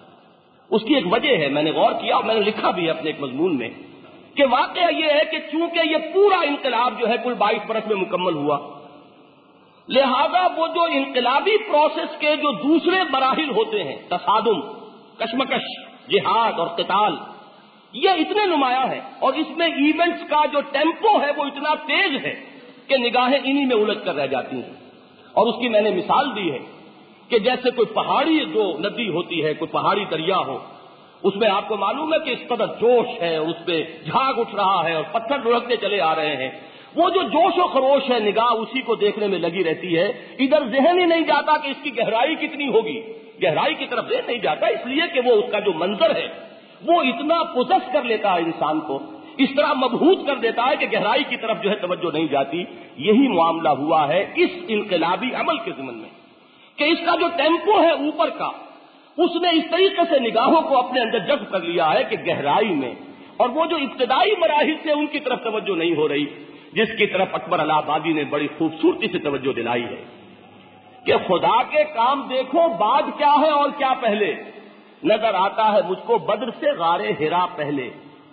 یہ غار حرا کا بھی ایک دور تھا محمد الرسول اللہ صلی اللہ علیہ وسلم کی سیرت میں، لیکن اس کو آپ استعارہ سمجھیے کہ مکی دور کو دیکھو وہاں کیا ہوا ہے، اصل انقلاب وہاں آیا ہے، تمہیں مدنی دور میں نظر آ رہا ہے، تمہیں معلوم نہیں کہ جڑیں وہاں تھیں، محنت اصل وہاں ہوئی ہے، افراد کا انقلاب وہاں آیا۔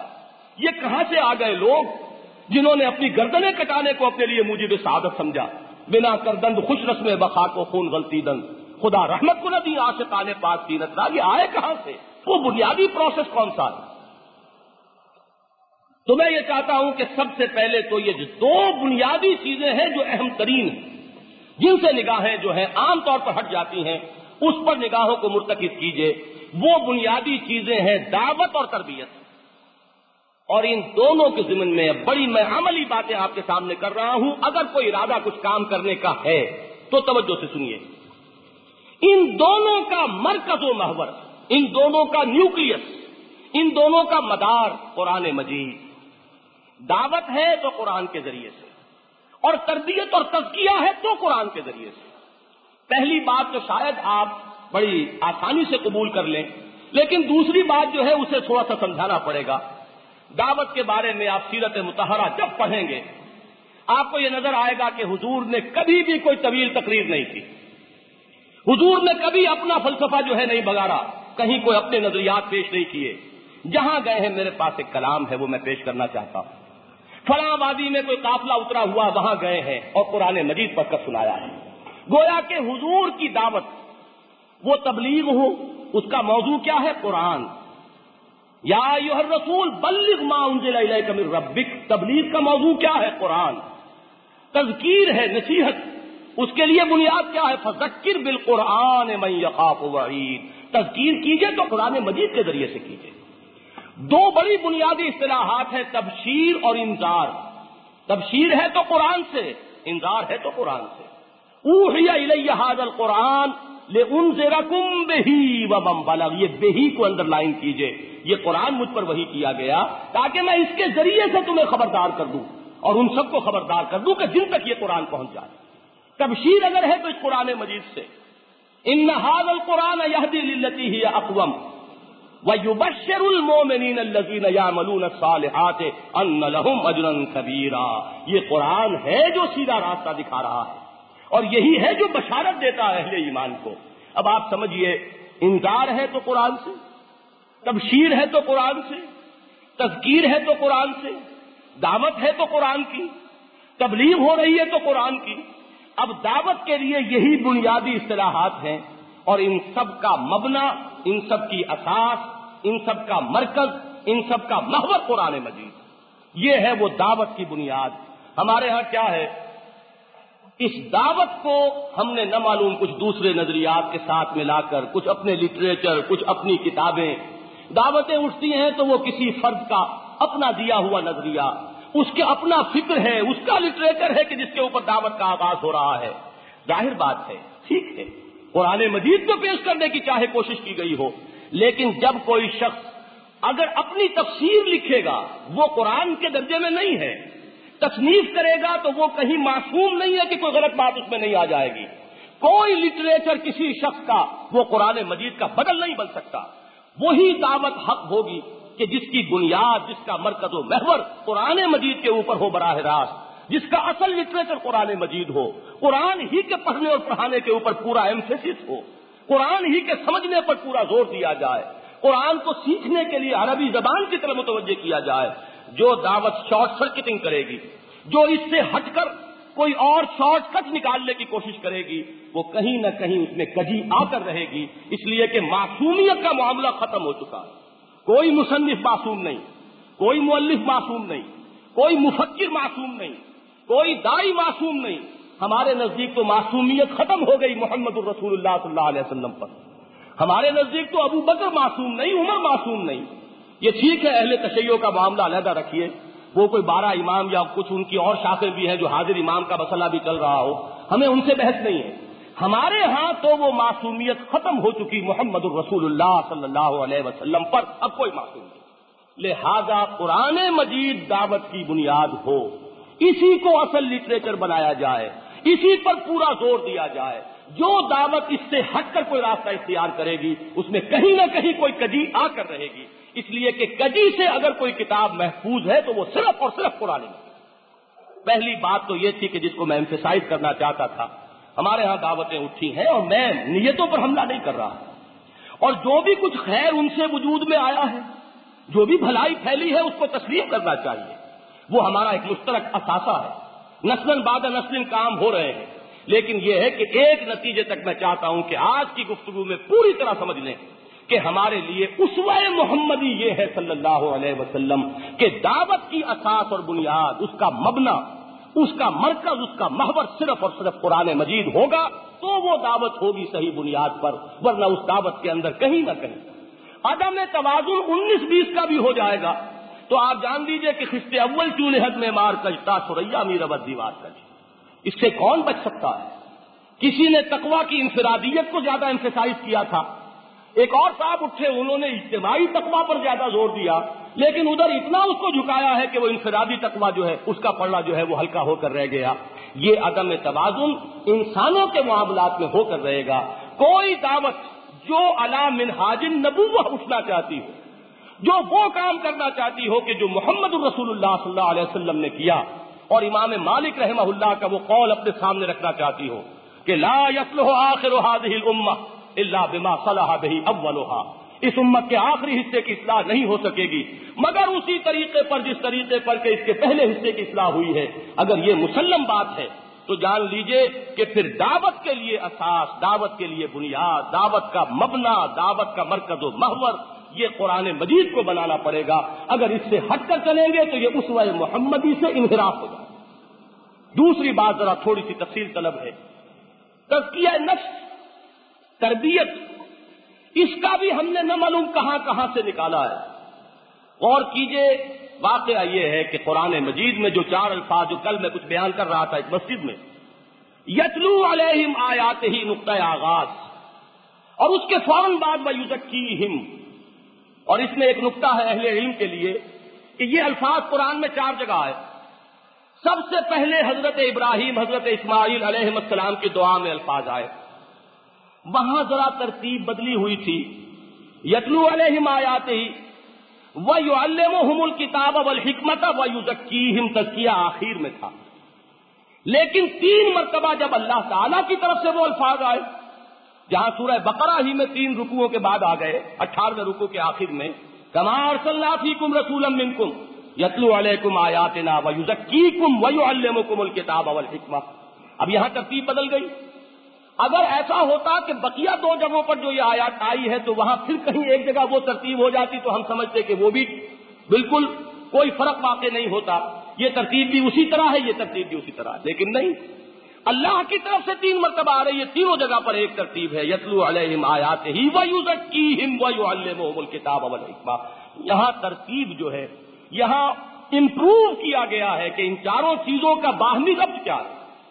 تلاوت آیات کا پہلا نتیجہ تزکیہ ہے, اس لیے کہ انسان در حقیقت مجموعہ ہے 2 چیزوں کا, فکر اور عمل, سوچ اور اس کا رویہ. اور ان دونوں کے مابین ایسی بیمار شخصیتیں بھی ہوتی ہیں, میں مانتا ہوں, لیکن بیماروں سے اس وقت معاملہ نہیں ہے, کہ جن کی سوچ کچھ اور ہے, کرنا کچھ چاہتے ہیں لیکن نہیں کر سکتے, ضعف ارادہ کے مریض ہیں, اسپلٹ پرسنالٹیز ہیں, ان کو چھوڑ دیجئے, وہ بیماری ہے. نارمل انسان جو ہے اس کا جو فکر ہوگا, جو سوچ ہوگی, وہی اس کے اعضاء و جوارح کے ذریعے سے اس کے طرز عمل میں, اس کے رویے میں, اس کے برتاؤ میں اسی کا ظہور ہوگا. ان دونوں کے مابین چولی دامن کا ساتھ رہے گا. وہ جو غلط اعمال ہیں وہ کسی غلط فکر سے جڑے ہیں کہ جہاں سے وہ غذا پا رہے ہیں. اگر فکر درست ہو گئی, یتلو علیہم آیات ہی کے ذریعے سے ذہن اور قلب کی دنیا میں انقلاب آ گیا, قرآن ان کے اندر اگر اتار دیا گیا. اب یہ الفاظ ہیں علامہ اقبال کے کہ چوں بجا در رفت جہاں دیگر شبد, جہاں تو دیگر شد جہاں دیگر شبد. جب یہ قرآن کسی کے اندر اتار دیا جائے, اس کے ذہن اور فکر میں سرایت کر جائے, اس کا باطن اس قرآن مجید کے نور سے منور ہو جائے, اس کے اندر ایک انقلاب آ جاتا ہے. He is a change person altogether. اس کی سوچ بدل گئی, اس کا صغرا کبرا بدل گیا, اس کا نقطہ نظر بدل گیا, اس کی ویلیوز بدل گئی. پہلے زندگی سب سے عزیز تھی, اب موت اس سے زیادہ عزیز تر ہو گئی. یہ انقلاب آتا ہے جب قرآن اندر اترتا ہے. چوں بجا در رفت جہاں دیگر شبد. اگر قرآن اندر اتر گیا اور وہ غلط فکر جو ہے اس کی جڑیں کٹ گئیں تو وہ جو اعمال غلط تھے وہ کہاں سے غذا پائیں گے؟ پت جھڑ کے پتوں کی طرح جھڑتے چلے جائیں گے. یہ ہے عمل تزکیہ. محمد الرسول اللہ صلی اللہ علیہ وسلم کو کیوں ضرورت پیش نہ آئی؟ سوچئے تو صحیح. ذکر کا جو ہمارے ہاں بعد میں ایک نظام بنا ہے, اس کے مختلف طریقے ہیں. میں ان کی نیتوں سے قطعاً کہیں بھی کسی پر حملہ نہیں کر رہا. انہوں نے پوری نیک نیتی کے ساتھ کام کیا, اپنے تجربات میں ان کو مفید سمجھا ہے, تب لوگوں کو ان کی طرف راغب کیا ہے. لیکن سوال یہ کہ مانتے ہیں وہ لوگ بھی کہ یہ محمد الرسول اللہ صلی اللہ علیہ وسلم کے بتائے ہوئے طریقے نہیں. ہمارا اجتہاد ہے, ہم نے سوچا ہے, مؤثر ہے, نتیجہ خیز ہے, اور میں اس سے اس وقت بحث نہیں کر رہا. لیکن مسلم ہے کہ محمد کا طریق یہ نہیں ہے.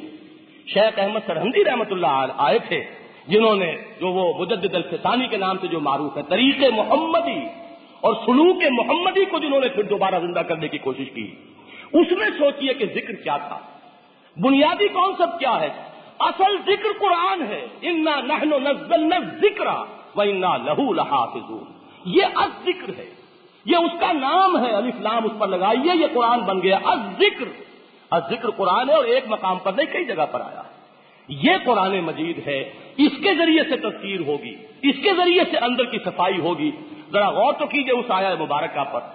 سب سے زیادہ ناقدری جو قرآن کی ہوئی ہے, جان لیجئے وہ اس میدان میں ہوئی. اس میدان میں ہم نے گویا کہ سمجھا کہ قرآن تزکیہ کیا کوئی اپنے اندر مواد نہیں رکھتا, قرآن کے ذریعے سے تزکیہ نہیں ہو سکتا. ہمیں کہیں جھولی پسارنی پڑے گی, کہیں وہاں سے کچھ لینا ہوگا, کہیں یہاں سے کچھ لینا ہوگا. یہ سب سے بڑی ناقدری ہے, اور سب سے بڑا یوں سمجھیے کفران نعمت ہوا ہے قرآن مجید کے بارے میں, کہ ہم نے نہ معلوم کہاں کہاں سے چیزیں اخذ کی ہیں. حالانکہ یہ تھا قد جاءتکم موعظۃ من ربکم وشفاء لما فی الصدور. دلوں کے روگ جو ہیں ان کی شفا تو اس قرآن میں ہے. تکبر کا علاج ہے تو یہاں ہے, حسد کا علاج ہے تو یہاں ہے, حب مال کی جڑ کٹتی ہے تو اس سے کٹتی ہے, حب جاہ کی جڑوں پر پیشہ چلتا ہے تو اس قرآن سے چلتا ہے. تم نے نہ معلوم اس کو ایک اور فن بنا کر اور کہاں کہاں سے اس کے لیے کہیں ہند سے اور کہیں نو افلاطونی نظریات جو ہیں ان سب سے بھیک مانگ کر تم نے نظام تراش جو ہے بنائے ہیں. حالانکہ اصل میں موعظہ یہ تھا, اور اصل میں تزکیہ نفس کا اصل ذریعہ یہ تھا. یہ تھا شفاء لما فی الصدور. اب میں ذرا آپ کو سناؤں, علامہ اقبال نے اس دور میں قرآن مجید کو جو سمجھا ہے اس کا برسیہ جو انہوں نے کہا ہے کہ مسلمانوں، عام مسلمانوں کا حال کیا ہے وہ تو بڑا پیارا ان کا ایک شعر کافی ہے، بآیا تشترا کارے جزی نیس کہ از یاسین او آسا بمیری۔ عام مسلمان کا معاملہ تو یہ ہے کہ مرنے والے شخص کو یاسین سنا دو، جان آسانی سے نکل جائے، اس کے سوا تمہیں اس سے کوئی سروکار نہیں۔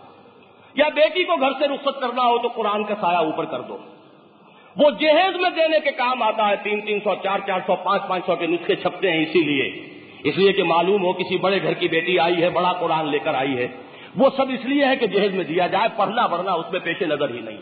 تو وہ شعر تو میں سمجھتا ہوں لاکھ شعروں کا ایک شعر ہے کہ بآیا تشترا کارے جزی نیس کہ از یاسین او آسا بمیری۔ لیکن اب سوچئے، صوفی پشمینہ پوش حال مست، یہ جو تزکیہ نفس کے حلقے ہیں، یہ جو دائرے ہیں، یہ جو تصوف کا جو پورا سلسلہ چل رہا ہے، صوفی پشمینہ پوش حال مست، از شراب نغمہ قوال مست، آتش از شیر عراقی در دلش، در نمی سعادت بقرآ محفلش۔ عراقی اور جامی کا شعر ہو، حال آ جائے گا۔ قرآن مجید سن کر ان کی آنکھیں تک نم نہیں ہوتی، کیا وجہ ہے، کیا پرورشن ہے، یہ کہاں مزاج مست ہو گئے ہیں۔ محفل سماع محمد کی بھی منعقد ہوتی تھی صلی اللہ علیہ وسلم، حضرت عبداللہ ابن مسعود سے فرمائش کر کے حضور قرآن سن رہے ہیں، مجھے قرآن سناؤ، اور وہ عرض کرتے ہیں کہ حضور آپ کو سناؤں، آپ پر تو نازل ہوا ہے۔ آپ فرماتے ہیں ہاں، لیکن مجھے دوسروں سے سن کر کچھ اور ہی حق حاصل ہوتا ہے، یہ ہے سماع، یہ محفل سماع منعقد کرو۔ اور حضرت عبداللہ ابن مسعود فرماتے ہیں کہ میں نے سورہ نساء پڑھنی شروع کی آغاز سے۔ اب چشم تصور سے دیکھیے، حضرت عبداللہ ابن مسعود نگاہیں نیچی کیے ہوئے تلاوت کر رہے ہیں اور محمد الرسول اللہ سن رہے ہیں۔ ایسا ہی نقشہ ہوگا قیامت میں بھی، احادیث میں آیا ہے، قرآن کے پڑھنے والوں سے کہا جائے گا کہ پڑھو اور تمہارے رتبے بلند ہوتے چلے جائیں گے، بلند سے بلندتر ہوتے چلے جاؤ، اور تمہارا آخری مقام وہ آخری آیت ہوگی جو تم تلاوت کرو گے۔ تو اللہ بھی سنے گا اپنا کلام، اور جس پر نازل ہوا ہے قرآن وہ بھی سن رہا ہے اللہ کا کلام۔ لیکن جب اس آیت پہ آئے فَكَيْفَ إِذَا جِئْنَا مِن كُلِّ أُمَّةٍ بِشَهِيدٍ وَجِئْنَا بِكَ عَلَىٰ هَٰؤُلَاءِ شَهِيدًا، کیا ہوگا اس دن، کیا حال ہوگا جب ہم ہر امت پر ایک گواہ کھڑا کریں گے، اور اے نبی آپ کو گواہ بنا کر لائیں گے ان پر۔ حضرت عبداللہ ابن مسعود فرماتے ہیں کہ حضور نے فرمایا حسبک حسبک، بس کرو بس کرو۔ اور اب جو میں نے نگاہ اٹھا کر دیکھا تو حضور کے آنکھوں سے آنسو رواں، رقت طاری ہو رہی ہے محمد الرسول اللہ صلی اللہ علیہ وسلم پر قرآن مجید کے ذریعے سے۔ رات کو اگر آپ گزر رہے ہیں اور حضرت ابو موسیٰ اشعری قرآن مجید پڑھ رہے ہیں رات کی نماز میں، تو کھڑے رہے حضور کتنی دیر اور قرآن سنتے رہے، اور صبح تہنیت دے رہے ہیں ابو موسیٰ اشعری کو، یا ابا موسیٰ انک قد اوتیت مزمارا من مزامیر آل داؤد، تمہیں تو آل داؤد کے سازوں میں سے ایک ساز اللہ نے عطا کیا، تم پر تو اللہ کا وہ فضل و کرم ہوا ہے۔ یہ ہے وہ سماع محمد الرسول اللہ صلی اللہ علیہ وسلم کا۔ بات کہاں سے کہاں پہنچی کہ صوفیے پشمینہ پوش حال مست، از شراب نغمہ قوال مست، آتش از شیر عراقی در دلش، در نمی سعادت بم قرآن محفلش۔ اور اس سے بھی آگے کی ان کی بات ہے، غور سے سنیے، کشتن ابلیس کار مشکل است، ابلیس کو مارنا آسان کام نہیں، ذا کے گم اندر آماق دلست، وہ تو دل کی گہرائیوں کے اندر پہنچ جاتا ہے، ان الشیطان یجری من الانسان مجری الدم، وہ تو خون کی طرح انسان کے وجود کے اندر سرایت کر جاتا ہے۔ تو کیا کریں، کیا اس کا علاج ہے؟ خوشترا باشد مسلمان اشکنی، اور کشتہ شمشیر قرآن اشکنی، اسے قرآن کی تلوار سے ہلاک کر سکتے ہو، اور اسے اگر مسلمان بنا لو قرآن کے ذریعے سے۔ یہ اشارہ ہے اس حدیث کی طرف، حضور نے فرمایا کہ ہر شخص کے ساتھ ایک شیطان ہوتا ہے۔ بڑی جرت کی کسی صحابی نے جو پوچھ لیا کہ حضور کیا آپ کے ساتھ بھی ہے؟ آپ نے فرمایا ہے، لیکن میں نے اس پر قابو پا لیا ہے، یا میں نے اسے مسلمان بنا لیا ہے۔ وہ لفظ ایسے ہیں کہ اس کے بہت سے معنی کیے جا سکتے ہیں۔ تو کشتن ابلیس کار مشکل است، ذا کے اون گم اندر آماق دلست، خوشتر باشد مسلمان اشکنی، کشتہ شمشیر قرآن اشکنی، یہ ہاتھ میں تمہارے شمشیر قرآن کی دی گئی ہے۔ تزکیہ نفس کا اس کے علاوہ کوئی محور اور مرکز نہیں۔ جو طریقے ہیں اگر اختیار کیے گئے تو یہ مسلم ہے کہ اسوہ رسول پر نہیں ہے، محمد الرسول اللہ صلی اللہ علیہ وسلم کے نقشے سے مطابقت نہیں ہے۔ اسی طرح بعض، اگرچہ اب تو وہ بعض جو ہے گالی بن گیا ہے، گفتگو میں کہتے ہیں کہ واز کہہ رہے ہیں، یعنی واز کہنا گویا کہ بہت ہی حقیر اور بڑی گھٹیا بات ہے۔ ایک زمانہ تھا واز کی محفلیں گرم ہوتی تھیں اور مسلمان واقعتاً دلوں کے غبار جو ہے وہ دھلتے تھے، جذبات ایمانی کو جلا حاصل ہوتی تھی۔ واز تو واز ہے، لیکن اصل واز کون سا ہے؟ قرآن مجید۔ قد جاءتکم موعظۃ من ربکم وشفاء لما فی الصدور۔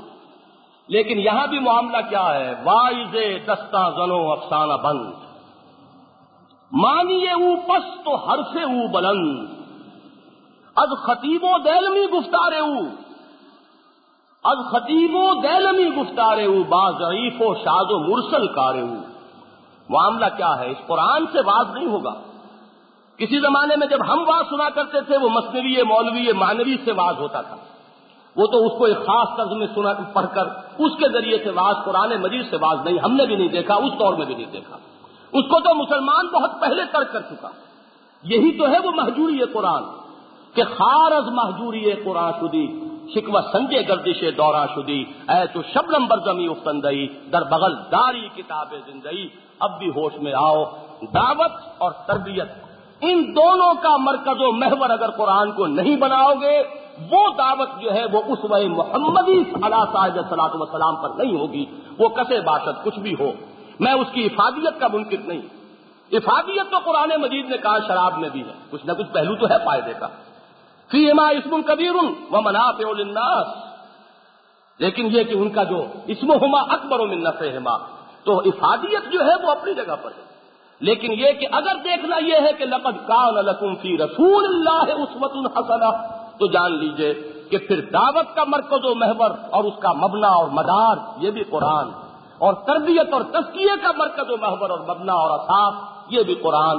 یہ جڑ جو ہے قرآن پر ہوگی تو وہ دعوت، وہ جو آگے تحریک چلنے والی ہے اس کی بنیاد پر وہ اسوہ محمدی کے مطابق ہوگی علیہ صاحب الصلاۃ والسلام، ورنہ وہ راستہ کوئی اور ہے۔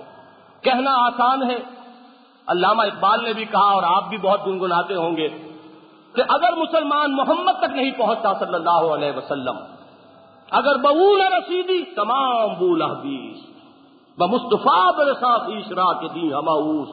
لیکن یہ کہ اپنے اپنے نظریات، اپنے گروہی طور طریقے، اپنی جو رسومات چلی آ رہی ہیں ان کو چھوڑنا آسان کام نہیں۔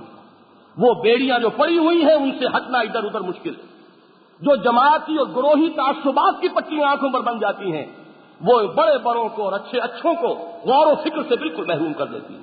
تو جو بات میں نے پہلے عرض کی ہے، وہ جو 6 الفاظ میں نے گنوائے تھے ان میں سے دعوت اور تربیت اس کا مبنا اور مدار اور مرکز و محور قرآن ہو تو یہ دعوت اسوہ رسول کے مطابق ہوگی، ورنہ نہیں۔ اب آگے آئیے تنظیم۔ اگر تو صرف واز مطلوب ہوتا تو بات مکمل ہو گئی، اگر صرف تزکیہ نفس مطلوب ہوتا تب بھی بات مکمل ہو گئی، لیکن جب ہم نے معین کیا کہ حضور کا کارنامہ حیات تو ہے انقلاب، ہماگیر انقلاب، گمبھیر انقلاب، پوری زندگی کا انقلاب، جڑ سے لے کر چوٹی تک کا انقلاب، تو پھر بات ختم نہیں ہوئی، پھر تو ابھی شروع ہوئی۔ دوسرا مرحلہ ہے تنظیم اور ہجرت۔ ان دونوں کو میں چاہتا ہوں کہ ذرا اب توجہ سے سنیے۔ وہ لوگ کہ جو دعوت، قرآن کی دعوت سے متاثر ہوں، اس کو قبول کریں ذہناً فکراً، اور جن کا اسی کے ذریعے سے تربیت و تزکیہ ہو، اب ہمیں منظم کرنا پڑے گا۔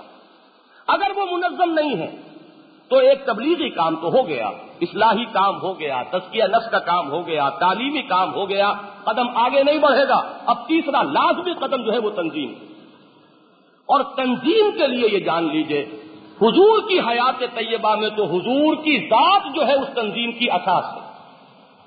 جس نے کہا اشہد ان لا الہ الا اللہ اشہد ان محمد الرسول اللہ، اس نے گویا کہ محمد کی اطاعت کا قلادہ گردن میں ڈال لیا۔ جو فرمائیں گے وہ مانیں گے، جو حکم دیں گے بجا لائیں گے، سر تسلیم خم ہے، جو کہیں وہ کریں گے۔ میں نے کل بھی بیان کیا تھا کیونکہ مجھے بہت پسند ہے، لذیذ بود حکایت دراز تر گفتم، اور میں بار بار گفتم والی بات کرتا ہوں۔ وہ جو مجلس مشاورت ہوئی تھی غزوہ بدر سے قبل، اور حضور نے معاملہ پیش کیا کہ مسلمانوں ایک لشکر آ رہا ہے، کیل کانٹے سے لیس جنوب سے آ رہا ہے، شمال سے قافلہ آ رہا ہے، بہت لدا پھدا مال تجارت سے، اور کل 50 محافظ ساتھ ہیں۔ اب تم بتاؤ کدھر کا رخ کرنا چاہیے؟ فطرت انسانی. کچھ لوگوں نے کہا کہ صاحب ادھر چلیے، دلائل بھی بہت ہے، عقل جو ہے وہ تو دلائل مہیا کرنے میں بڑی مشاق ہے. کرائے کا وکیل کہا ایک صاحب نے کہ یہ عقل جو ہے کرائے کا وکیل ہے، اور دلیلیں آپ سوچیے 1000 موجود ہیں.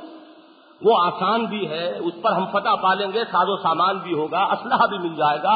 یہاں تو حال یہ ہے کہ جس کے پاس تلوار ہے اس کے پاس نیزہ نہیں، جس کے پاس نیزہ اس کے پاس تلوار نہیں. تو اگر ہم پہلے ادھر کا رخ کریں تو بہتر ہے. حضور کا ارادہ کچھ اور ہے. وہ جو سورہ انفال میں آیا، جو اللہ کا ارادہ وہ حضور کا ارادہ، لِيُحِقَّ الْحَقَّ وَيُبْطِلَ الْبَاطِلَ، تاکہ حق کا حق ہونا مبرہن ہو جائے، باطل کا باطل ہونا بالکل کھل کر ہو جائے، سامنے آ جائے، یوم الفرقان بن جائے. آپ قصد کرنا چاہتے ہیں لشکر کا. مہاجرین نے تقریریں کی، حضور کا ایما جو ہے بھانپ لیا، جانثاری کا اظہار ہو رہا ہے، آپ بسم اللہ کیجئے. حضرت مقداد نے عرض کیا کہ حضور ہمیں موسیٰ کے ساتھی نہ سمجھیے، جنہوں نے یہ کہہ دیا تھا کہ اذهب انت وربک فقاتلا انا ہاہنا قاعدون، جائیے آپ اور آپ کا رب لڑیے، ہم تو یہاں بیٹھے ہیں. اس قوم کو وہاں سے نکال دیجئے پھر ہم داخل ہو جائیں. ہم وہ نہیں ہیں، آپ بسم اللہ کیجئے جو بھی آپ کا ارادہ ہو. کیا عجب کہ اللہ تعالی ہمارے ذریعے سے آپ کو آنکھوں کی ٹھنڈک عطا فرمائے. لیکن حضور ابھی دیکھ رہے ہیں، اس وقت بات واضح ہوئی انصار پر کہ روئے سخن ہماری طرف ہے. اب کھڑے ہوئے حضرت سعد ابن عبادہ رضی اللہ تعالی عنہ، رئیس خزرج. 2 ہی قبیلے تھے، اوس اور خزرج، اور خزرج کا قبیلہ بہت قوی تھا، قوی تر. جب وہ کھڑے ہوئے انہوں نے تقریر کی اور الفاظ اتنے پیارے ہیں، انا آمنا بک وصدقناک، حضور ہم آپ پر ایمان لا چکے ہیں، ہم آپ کی تصدیق کر چکے ہیں، اب ہمارے لیے کون سا اختیار ہے؟ آپ بسم اللہ کیجئے. اگر سمندر کے کنارے کھڑے ہو کر آپ حکم دیں گے ہم اپنی سواریاں جو ہے سمندر میں ڈال دیں گے، اور اگر بڑھ کے غمات تک آپ چاہیں گے ہم اپنی اونٹنیوں کو وہاں پہنچائیں گے، چاہے وہ دبلی ہو جائیں، لیکن یہ کہ ہم حاضر ہیں حکم کی. یہ ہے معاملہ کہ نبی اپنی شخصیت میں، اپنی ذات میں مطاع ہوتا ہے. یہی وجہ ہے کہ میں غور کر رہا تھا ایک مرتبہ تو بات واضح ہوئی. بیعت کا لفظ جو ہے وہ قرآن مجید میں بعد کے مراحل کے لیے تو آیا، بیعت رضوان کے لیے بیعت ہے. سیرت میں آپ پڑھیں گے تو بیعت عقبہ ثانی، بیعت عقبہ اولا، یہ بیعت کے الفاظ آ رہے ہیں. لیکن یہ ہے کہ ابتدائی جو ایمان لانے والا مرحلہ ہے مکے میں، اس کے لیے کہیں لفظ بیعت کی تعبیر نہیں ہے، اس لیے کہ وہ تو ایمان خود ہی بیعت ہے. ان اللہ اشتری من المؤمنین انفسهم واموالهم بان لهم الجنہ، وہ تو سودا ہو گیا، اور رسول کو رسول مان لیا تو وہ مطاع مطلق ان کو مانا، لہذا وہ بیعت جو ہے وہ اس میں امپلائڈ تھی. تو کسی کا اسلام لانے کے معاملے میں بعد میں تو آیا ہے. مومنات مہاجرات، وہ مسلمان عورتیں کہ جو مشرکین کے قبضے سے نکل کر آ رہی ہیں، فامتنعوہن، ان کا امتحان لے لو، ان کو پوری طرح جانچ پرکھ لو، کہیں جاسوس تو نہیں بن کر آئی ہیں. اور اگر تم یہ دیکھو اطمینان ہو جائے کہ واقعی صدق کے دل کے ساتھ ایمان ہے ان کے ساتھ اندر، تو پھر اے نبی اب ان سے بیعت کر لیجیے. وہ بیعت جو ہے ہو سکتا ہے کہ بیعت اسلام کے مترادف اس کو سمجھا جائے، لیکن یہ ہے کہ اسلام لانا نبی کے ہاتھ پر، یہ تو گویا کہ ہمتن اپنے آپ کو اس کے حوالے کر دینا ہے، اور یہی تنظیم ہے. اس سے بڑی تنظیم کا آپ تصور ہی نہیں کر سکتے. اس سے زیادہ مستحکم تنظیم کون سی ہوگی؟ دنیا کی کوئی دوسری تنظیم جو ہے وہ اتنی پختہ نہیں ہو سکتی کہ جو نبی کی تنظیم ہوتی ہے. اس لیے کہ غیر نبی سے تو آپ اختلاف کر سکتے ہیں، نبی سے تو اختلاف کا امکان نہیں. وہ جو سورہ حجرات میں فرمایا گیا کہ لو یطیعکم فی کثیر من الامر لعنتم واعلموا ان فیکم رسول اللہ لو یطیعکم فی کثیر من الامر لعنتم ولکن اللہ حبب الیکم الایمان وزینہ فی قلوبکم. اگر تم یہ چاہو کہ اپنی رائے نبی پر ٹھوسو تو تم مشکل میں پڑ جاؤ گے.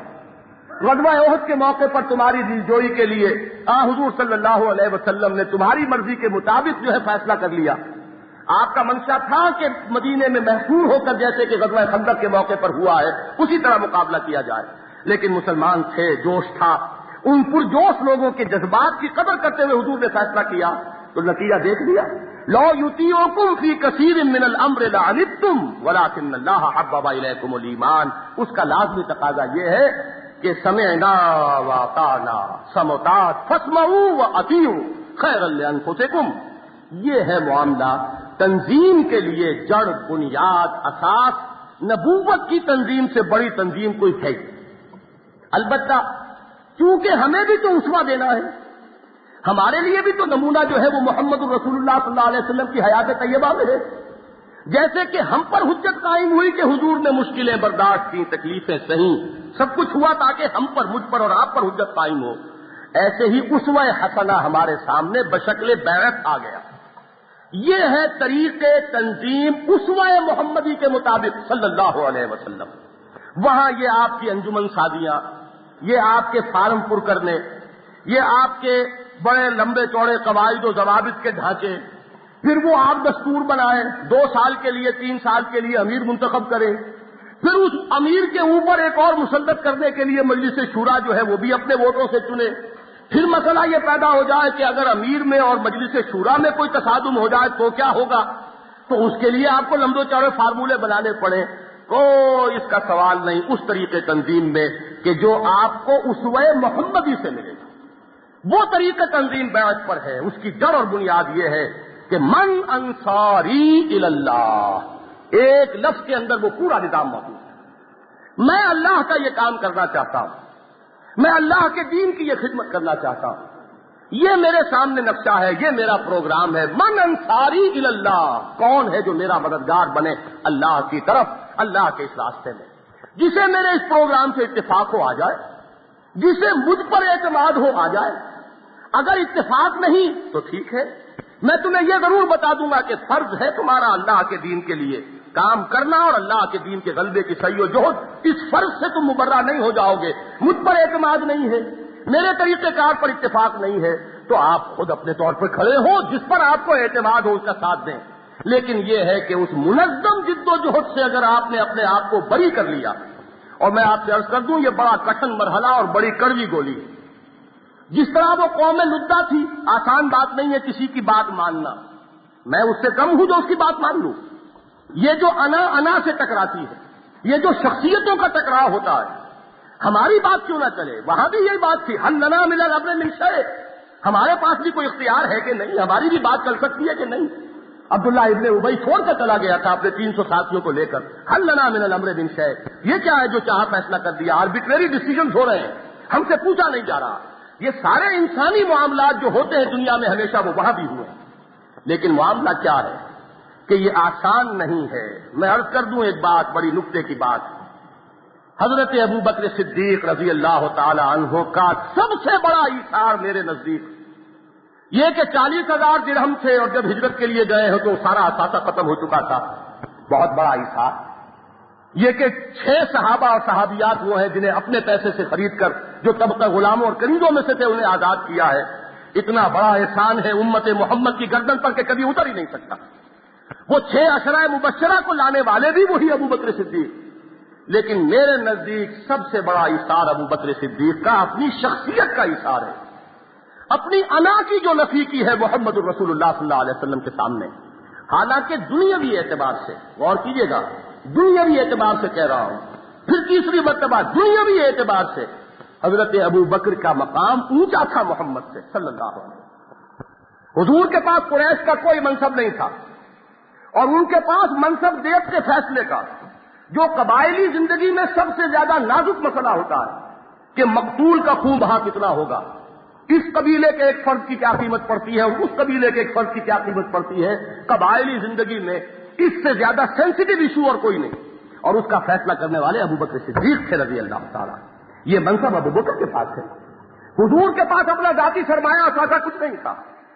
جو سردار تھے طائف کے، انہوں نے یہی تو کہا تھا تمہارے جیسا یتیم جو ہے اور قلاس، اس کے سوا کوئی نہیں ملا اللہ کو نبی بنانے کے لیے۔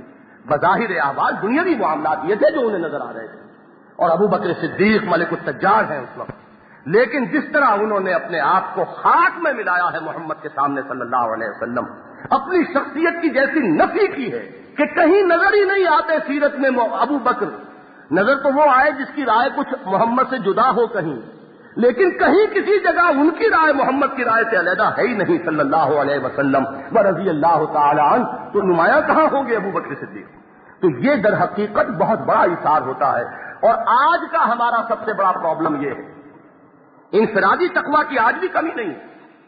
وہ جو علامہ اقبال نے کہا تھا کہ اب بھی خال خال اس قوم میں اب تک نظر آتے ہیں، وہ کرتے ہیں اشک سحرگاہی سے جو ظالم وضو، یہ بات ٹھیک ہے، اب بھی موجود ہے، لیکن یہ کہ نظم میں آنا، تنظیم میں آنا، کسی کی بات ماننا، کسی کے سامنے اپنی انا کی قربانی دینا، سب سے کٹھن مرحلہ، سب سے مشکل مرحلہ۔ ہم پڑھ لیں گے، سن لیں گے لا اسلام الا بجماع، ٹھیک ہے، لیکن یہ کہ اس کا ہمارے عمل سے کوئی تعلق نہیں ہوگا۔ ہم حدیثیں سن لیں گے، انی آمرکم بخمس، مسلمانوں میں تمہیں 5 باتوں کا حکم دے کر جا رہا ہوں، اور ایک روایت میں اضافہ ہوا ہے اس میں اللہ امرنی بہن، یہ میں اپنی طرف سے نہیں کہہ رہا، اللہ کا حکم ہے جو پہنچا رہا ہوں، مجھے اللہ نے ان 5 باتوں کا حکم دیا۔ وہ 5 باتیں کون سی ہیں؟ اس مجمع میں کتنے ہوں گے جو 5 کے ہندسے کو کلمہ شہادت، نماز، روزہ، حج اور زکوٰۃ کے سوا بھی کہیں جانتے ہوں کہ یہ 5 کا حصہ کہیں اور بھی آیا ہے؟ کوئی 5 اور باتیں بھی ہیں جو محمد الرسول اللہ صلی اللہ علیہ وسلم جس کا حکم دے گئے ہیں۔ 5 باتیں ہمیں وہ یاد ہیں الحمدللہ، ارکان اسلام ہے، یاد ہے الحمدللہ، لیکن یہ کہ کچھ اور 5 باتیں بھی ہیں، اور اس سے ہمارا مذہبی اور دینی اور علماء کا ذہن بھی اتنا دور جا چکا ہے کہ میں نے ایک صاحب سے، بہت بڑے عالم، ان سے جب اس حدیث کے بارے میں پوچھا تو کہنے لگے کہ الفاظ کچھ مانوس نہیں ہیں، حالانکہ حدیث مشکات کی ہے، وہ مشکات کے جو درس حدیث میں یوں سمجھیے کہ ابتدائی قاعدے کی حیثیت رکھتی ہے، جو پہلی کتاب ہے جو پڑھائی جاتی ہے نصاب میں، وہ مشکات، اس کی حدیث۔ اور آپ بھی سنیے اور نوٹ کیجئے، آمرکم بخمس بالجماعت والسمع والطاعت والہجرت والجہاد فی سبیل اللہ۔ یہ ہے وہ جو تنظیم اور ہجرت کو میں نے بریکٹ کیا ہے کہ یہاں آ کر یہ دونوں چیزیں جڑ جاتی ہیں، ایک نظم، اور نظم جو ہے جس میں کہ آدمی اپنے آپ کو سبمٹ کر دے، سمع و طاعت والا نظم، وہ نظم نہیں کہ حل لنا من الامر من شیء، اس پر صرف ایک حد رہے گی، حضور کی اطاعت مطلق تھی، اس پر کوئی پابندی نہیں ہے، اس کے بعد جو بھی اطاعت ہوگی وہ محدود ہوگی اللہ اور اس کے رسول کے احکام کے دائرے کے اندر ہوگی، معصیت کا حکم نہیں دیا جا سکتا، لا طاعت لمخلوق فی معصیت الخالق، اللہ اور اس کے رسول کے کسی صریح حکم کے خلاف حکم نہیں دیا جا سکتا۔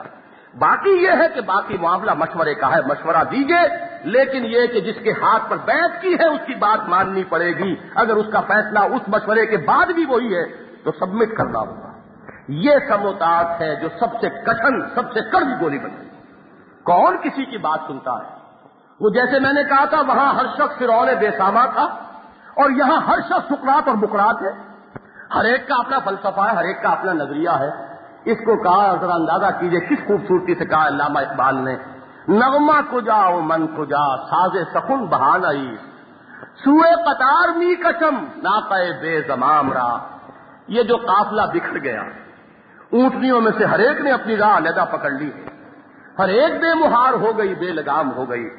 میں کہاں اور یہ شاعری کہاں، مرا یار غزل خانے شمردن، مجھ پر سب سے بڑا ظلم تو یہ کیا میرے دوستوں نے کہ مجھے غزل خاں سمجھ لیا۔ میری تو ساری شاعری کا جو ہے در حقیقت ہدف اور مقصود وہ کیا ہے، سوئے قطار می کشم ناقہ بے زمام را، یہ جو مہار جن کی ٹوٹ گئی ہے، اور جو اپنی جگہ ہر ایک جو ہے وہ بالکل انفرادیت کے چکر میں ایسا آیا ہے کہ کسی نظم جماعت کو قبول کرنے کے لیے تیار نہیں، میں ان کو چاہتا ہوں کسی طرح پھر ایک قطار میں لے آؤں، پھر وہ ایک منظم قوت بن جائیں۔ تو ذہن میں رکھیے، تربیت اور دعوت کے بعد تیسرا مرحلہ تنظیم۔ عقلی بات کریں گے تو سیدھی سی بات ہے، کون شخص ہے بقائمی ہوش و حواس یہ کہہ سکے کہ کوئی کام بھی نظم اور جماعت کے بغیر ہو سکتا ہے؟ خیر کا کام کرنا ہو تب بھی تنظیم ضروری ہے، اور اگر آپ کو کوئی شر کا کام کرنا ہے تب بھی تنظیم ضروری ہے، جیبیں کاٹنی ہے لوگوں کی تب بھی گینگ بنانا پڑے گا، اور ڈاکے ڈالنے ہیں تو بھی گینگ بنانا پڑے گا، شر کرنا ہے تو جماعت کے ساتھ ہوگا اور خیر کرنا ہے تو جماعت کے ساتھ ہوگا۔ یہ وہ اٹل قانون ہے فطرت کا اور قدرت کا کہ اس سے کوئی چارہ کار نہیں ہے، لیکن یہ کہ چونکہ تباہ آمادہ نہیں، کڑوی گولی ہے، بڑا کٹھن مرحلہ ہے، لہذا بڑے بڑے فلسفے تلاش لیے گئے ہیں۔ انفرادی نیکی جو ہے بس اس کے اوپر قناعت ہے، ہم یہ کر رہے ہیں اور ہم یہ کر رہے ہیں۔ وہ لوگ بھی جو کبھی یہ حدیثیں سنایا کرتے تھے بدقسمتی سے، آج وہ جو ہے وہ اپنی انفرادیت کے اوپر بالکل قانے ہو کر بیٹھ رہے ہیں۔ یہ ہے در حقیقت بہت بڑا المیہ۔ لیکن تیسری بات جان لیجئے، اسوہ نبوی، ایک عقل، منطق اور نقل سب سے ثابت، دعوت اور تربیت کے بعد تنظیم، اور تنظیم کے لیے جو جڑ اور بنیاد ہے جو اسوہ نبی ہے وہ بیعت ہے، من انصاری اللہ۔ چنانچہ آپ اپنی پوری تاریخ کھنگال جائیے، یہ دستوری جماعتیں تو اس 20ویں صدی میں بنی ہے، اس سے پہلے کوئی ایک بتائیے؟ اور بیعت کے اصول پر ہر دور میں جماعتیں اٹھی۔ یہ سید احمد بریلوی اور شاہ اسماعیل شہید انہوں نے کس بنیاد پر جماعت بنائی تھی؟ پہلی بیعت ارشاد تھی، پھر بیعت جہاد تھی، اور پورا وہ نظم جو ہے اس کی بنیاد کے اوپر قائم تھا۔ اگر شیخ محمد ابن عبد الوہاب نے کوئی کام کیا ہے تو وہ اسی بیعت کی بنیاد پر، سنوسی تحریک اٹھی ہے تو بیعت کی بنیاد پر، اور مختلف جتنی بھی مہدی سوڈانی کی تحریک اگر اٹھی ہے مغربی استعمار کے خلاف، ایک بات جان لیجئے، یہ ایک ذہنوں میں سوال ابھرا کرتا ہے، یہ کیا وجہ ہے کہ اس طرح کی جماعت سازی ہمیں بعد میں نظر نہیں آتی؟ یہ پورا ہماری تاریخ خالی ہے، اس کا بہت بڑا مغالطہ ہے رکھیے ذہنوں میں۔ جب تک کہ اسلام کا نظام حکومت برقرار تھا اس وقت تک کسی جماعت کی ضرورت نہیں تھی۔ ہمارے ہاں یہ ذہنوں کے اندر بہت بڑا فساد پیدا کر دیا گیا ہے کہ شاید خلافت راشدہ کے بعد ہمارا نظام بالکل ختم ہو گیا۔ یہ بات نہیں ہے۔ اللہ تعالی اجر دے اور جزا دے ہماری طرف سے شاہ ولی اللہ دہلوی کو منصب امامت میں جو بیعت کی ہے۔ 6 درجے ہیں، ہماری 6ٹی منزل جو ہے وہ گری تھی خلافت راشدہ کے بعد۔ اس کے بعد جو وہ ایک جو نظام تھا ریپبلک کا، لوگوں کی رائے سے صدر کا یا امیر المومنین کا نصب ہونا، امارت کا نصب ہونا، وہ ختم ہوا ہے۔ باقی تو وہی قاضی ہے، وہی فقہ اسلامی ہے، وہی قانون اسلامی نافذ ہے، یہ ختم نہیں ہوا۔ یہ تو انگریز کے آنے تک ہندوستان میں کون سی فقہ تھی؟ قانون اسلامی رائج ہے، وہی فوجداری قانون ہے، وہی دیوانی قانون ہے، مفتی ہے، قاضی ہے، ٹونک میں اس کے بعد تک رہے ہیں، جہاں جہاں ریاستیں مسلمانوں کی تھی موجود رہے۔ لہذا جب تک کہ وہ عمارت بالکل ختم نہیں ہوئی، اس طرح کی اجتماعی جد و جہد جماعت بنا کر کوئی نظام قائم کرنے کی جو جد و جہد ہوتی ہے اس کی ضرورت نہیں تھی۔ اس وقت اصلاح کی ضرورت تھی۔ عمارت کوئی ذرا سی بوسیدہ ہو گئی ہے، ادھر سے کوئی کنگرا گر گیا ہے، ادھر کوئی رخنا پڑ گیا ہے، اس کی دوسری مرمت ہوگی؟ وہ تو ایسی عمارت کو ڈھا کر بنانے کی کوئی ضرورت نہیں۔ ہاں، جب مغربی استعمار آیا ہے، اس کا سیلاب آیا ہے اور گھروندوں کی طرح ہماری حکومتیں جو ہے بہہ گئی ہیں، انگریز کا لا جو ہے وہ لا آف دی لینڈ بن کر آیا ہے، فوجداری قانون ختم، دیوانی قانون ختم، بس پرسنل لا کی حد تک تم مسلمان رہو۔ اب معلوم ہوا کہ عمارت بالکل ڈھہ گئی، اب اثر نو کام کرنا ہوگا۔ چنانچہ ہمیں جتنی تحریکیں نظر آتی ہیں وہ اس مغربی استعمار کے سیلاب کے بعد نظر آتی ہیں۔ مہدی سوڈانی اٹھا ہے تو اس وقت ہے، سنوسی اٹھا ہے تو اس وقت ہے، ذرا اس سے پہلے کہہ لیجئے محمد ابن عبد الوہاب کی تحریک ہے، یہاں شاہ اسماعیل شہید اور سید احمد بریلوی رحمہم اللہ کی تحریک ہے، اور سب جگہ ہمیں تو ایک ہی نظام نظر آیا اور وہ بیعت کا نظام ہے، اس لیے کہ یہ ہے اسوہ رسول صلی اللہ علیہ وسلم۔ تو دوسری بات جو میں نے تیسری بات جو عرض کی، اگر ویسے ان 2 باتوں کو ایک کہہ لیں تو ایک بات تو یہ سامنے آئی کہ دعوت اور تربیت کا مرکز و محور، اس کا ایکسس، اس کا مبنا، اس کا دار و مدار قرآن پر، اور دوسرے تنظیم پر بنائے بیعت کہ کون ہے جو آگے آئے اور کہے کہ من انصاری اللہ، کون ہے جو میرا ساتھ دے، یہ راستہ ہے، اس پر چلنا چاہتا ہوں اور اس طریقے سے چلنا چاہتا ہوں۔ کچھ نہ کچھ تو اپنا ذہن بیان کرے گا، جس کو اس کی اس رائے سے اتفاق ہو اور جس کو اس کی شخصیت پر بھروسہ ہو کہ دھوکے باز نہیں ہے، یہ کوئی بہروپیہ نہیں ہے، یہ کوئی دنیا دار اور کاروباری آدمی نہیں ہے، یہ ہمیں بیچ نہیں کھائے گا، یہ ہمارے ذریعے سے اپنی دنیا نہیں بنائے گا۔ صاف باتیں کر رہا ہوں 2 اور 2 4 کی طرح، اس لیے کہ آج میں چاہتا ہوں کہ وہ باتیں سامنے آئے کہ جس سے کوئی پھر آگے راستہ کھلے عمل کا۔ تو جان لیجئے کہ اگر کسی شخص کے فکر کے ساتھ بھی اتفاق ہو اور اس کی شخصیت پر بھی من جملہ اعتماد ہو تو آپ پر واجب ہے کہ آپ اس کا ساتھ دیں، اور اگر نہیں ہے تو ٹھیک ہے، کوئی معصوم نہیں، کوئی مفترض الطاعہ نہیں ہے کہ وہ اپنی شخصیت میں اس کی اطاعت جو ہے لازم ہو گئی ہو، بلکہ یہ ہے کہ آپ خود کھڑے ہوں، جس پر آپ کو اعتماد ہو آپ کام کریں۔ لیکن جتنا کچھ بھی میں نے اسلام کو سمجھا ہے، میں کان کھول دینا چاہتا ہوں آپ کے کہ یہ جو بغیر جماعت زندگی ہے یہ اسلام کے منشا کے بالکل خلاف ہے۔ یہاں معاملہ یہ ہے کہ امت کا بحیثیت مجموعی فرض بتایا گیا، کنتم خیر امت اخرجت للناس تأمرون بالمعروف وتنہون عن المنکر وتؤمنون باللہ۔ اور اگر بالفرض امت بھول جائے اپنے اس فرض منصبی کو تو کیا کریں، جیسا کہ ہم ہیں اب، تو اس کا حل بھی موجود ہے۔ قرآن تو ہدایت ابدی ہے، وَلْتَكُمْ مِنْكُمْ أُمَّةٌ يَدْعُونَ إِلَى الْخَيْرِ وَيَأْمُرُونَ بِالْمَعْرُوفِ وَيَنْهَوْنَ عَنِ الْمُنكَرِ وَأُولَٰئِكَ هُمُ الْمُفْلِحُونَ۔ پھر تم میں سے ایک جماعت تو ایسی رہے جنہیں شعور ہو جائے، جنہیں اپنے دینی فرائض کا احساس ہو جائے، جو جان جائے کہ یہ ہماری ذمہ داریاں ہیں، وہ ایک امت ودن امت بنیں گے، وہ ایک پارٹی ودن پارٹی بنیں گے۔ ایک پارٹی ہے پوری امت مسلمہ، اور ایک پھر اس کے اندر پارٹی ودن پارٹی، امت ودن امت بنانی ہوگی کہ جن کا جینا اور مرنا اس کام کے لیے ہو جائے۔ ان صلاتی و نسکی و محیایا و مماتی للہ رب العالمین، جو اسی کے لیے جیے، اسی کے لیے مرے، جن کی قوتیں، جن کی توانائیاں، جن کی صلاحیتیں، جن کے استعدادات، اس کا صرف قدر قلیل جو قوت لا یموت کے لیے اور جسم اور جان کے تعلق کو قائم رکھنے کے لیے ناگزیر ہے، وہ صرف لگے دنیا میں اور معاش میں، اور بقیہ ساری قوتیں اور توانائیاں اور صلاحیتیں اور استعدادیں لگے اللہ کے دین کے لیے، اور اس کے لیے وہ دوہرا ڈسپلن اپنے اوپر قبول کریں۔ ایک ڈسپلن ہے اللہ اور اس کے رسول کا عائد کردہ، نماز پڑھو یہ اللہ کی عائد کردہ ہے، اس طرح پڑھو جیسے میں پڑھتا ہوں یہ محمد کا عائد کردہ ہے صلی اللہ علیہ وسلم۔ ایک ڈسپلن تو آپ پر یہ آ گیا، اور ایک اضافی ڈسپلن وہ ہے جو اس جماعت کی وجہ سے آپ پر آ گیا۔ اس جماعت کے نظم کی پابندی کرنی ہوگی، وہاں سے مطاعت کا انتظام کرنا ہوگا، ورنہ پھر وہ ناقہ بے زمام ہے، ایک گروہ ہے کہ جس کا کوئی، جس میں نظم نہیں، جس میں کوئی تنظیم نہیں۔ وہ جو علامہ اقبال نے کہا کہ عید آزادہ شکوہ ملک و دین، اور عید محکومہ ہجوم مومنی، یہ ہجوم مومنی ہے جو آپ کو نظر آتا ہے۔ وہ نظم، وہ جو ایک جماعت، اس کی وہ حیثیت، اولئک حزب اللہ الا ان حزب اللہ هم المفلحون، وہ نقشہ جو ہے وہ لازمی ہے۔ یہ تیسری بات ہے جس کے لیے جو اسوہ محمدی ہے علی صاحب الصلاۃ والسلام، وہ میں نے آپ کے سامنے بیان کر دیا۔ اس کے بعد اب ہجرت ہے اور جہاد ہے اور قتال ہے۔ اس کے لیے نہ کوئی نقشہ پہلے سے معین کیا جا سکتا ہے، کوئی شخص بہت بڑا احمق ہوگا جو پہلے سے بتائے کہ یوں ہوگا، کسی کو کچھ پتا نہیں۔ اور میں اس میں اسوہ محمدی آپ کے سامنے رکھ دیتا ہوں صلی اللہ علیہ وسلم۔